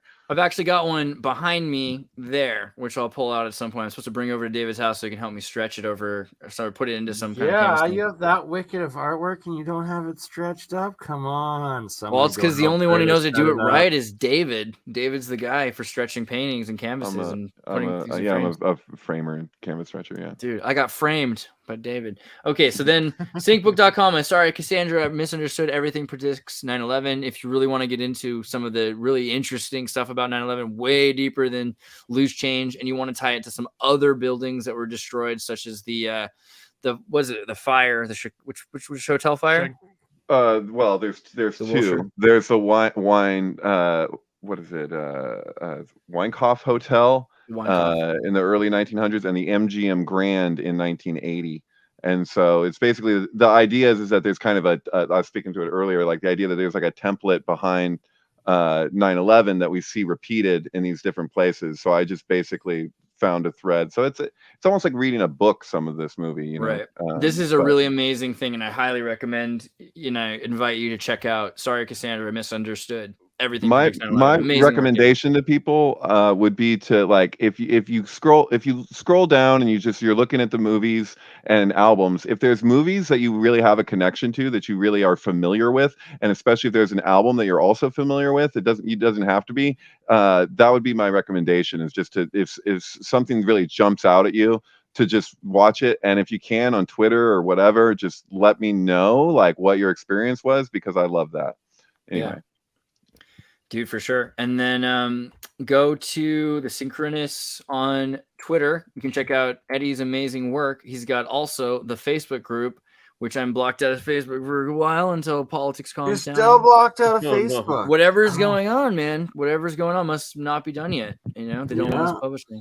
Well, we're live on 2 of my Facebooks. Maybe I should give you one of mine. That's sweet. I appreciate it. I could identify as Bernie, but make sure you go to Synchronous on Twitter, because that's an amazing place to get a lot of data. I self-identify as a man-bear unicorn. So join us. Yeah, we need more contributors. I have been posting most of those observations, but we need conspiracies, sync material, personal experience, anything. Just come on and join and post. And also, Alex's cryptocubrology. If you want to know the deets about the numbers, my man Alex knows it. He'll tell you, like, that's actually this many days between this and that, and he'll be able to tie it together into some pretty amazing ways. A lot of this stuff is just, it's just right there, data that you can connect, but you probably wouldn't. So yeah, I love cryptocubrology, and make sure you're subscribed and check out all the things he's finding out. He sees what's going on. Thanks. There's that Jack thing. Oh yeah, and then also, whenever I meet a strange man who knows his moon and rising sign, Megan says she knows he's been run through. I just wanted to make sure that you all heard that. Hey, it's not always women that introduce men to astrology. That's such a generalization. No, I prefaced that point to women just say shit to try to piss you off sometimes. Right, they're built thank that you. way. Okay. And then I said, but sometimes a broken clock can be right twice a day if it just stops moving. Oh, thank you. Okay, see, context is important. Yeah. Broken I clock. set my clock 4:20 twice a day. It works like a charm. Well, I love you all. Thank you for putting up with us, and we'll see you next time, and probably tomorrow. Take care. Peace. See ya. Hello. Welcome to the Xirtus.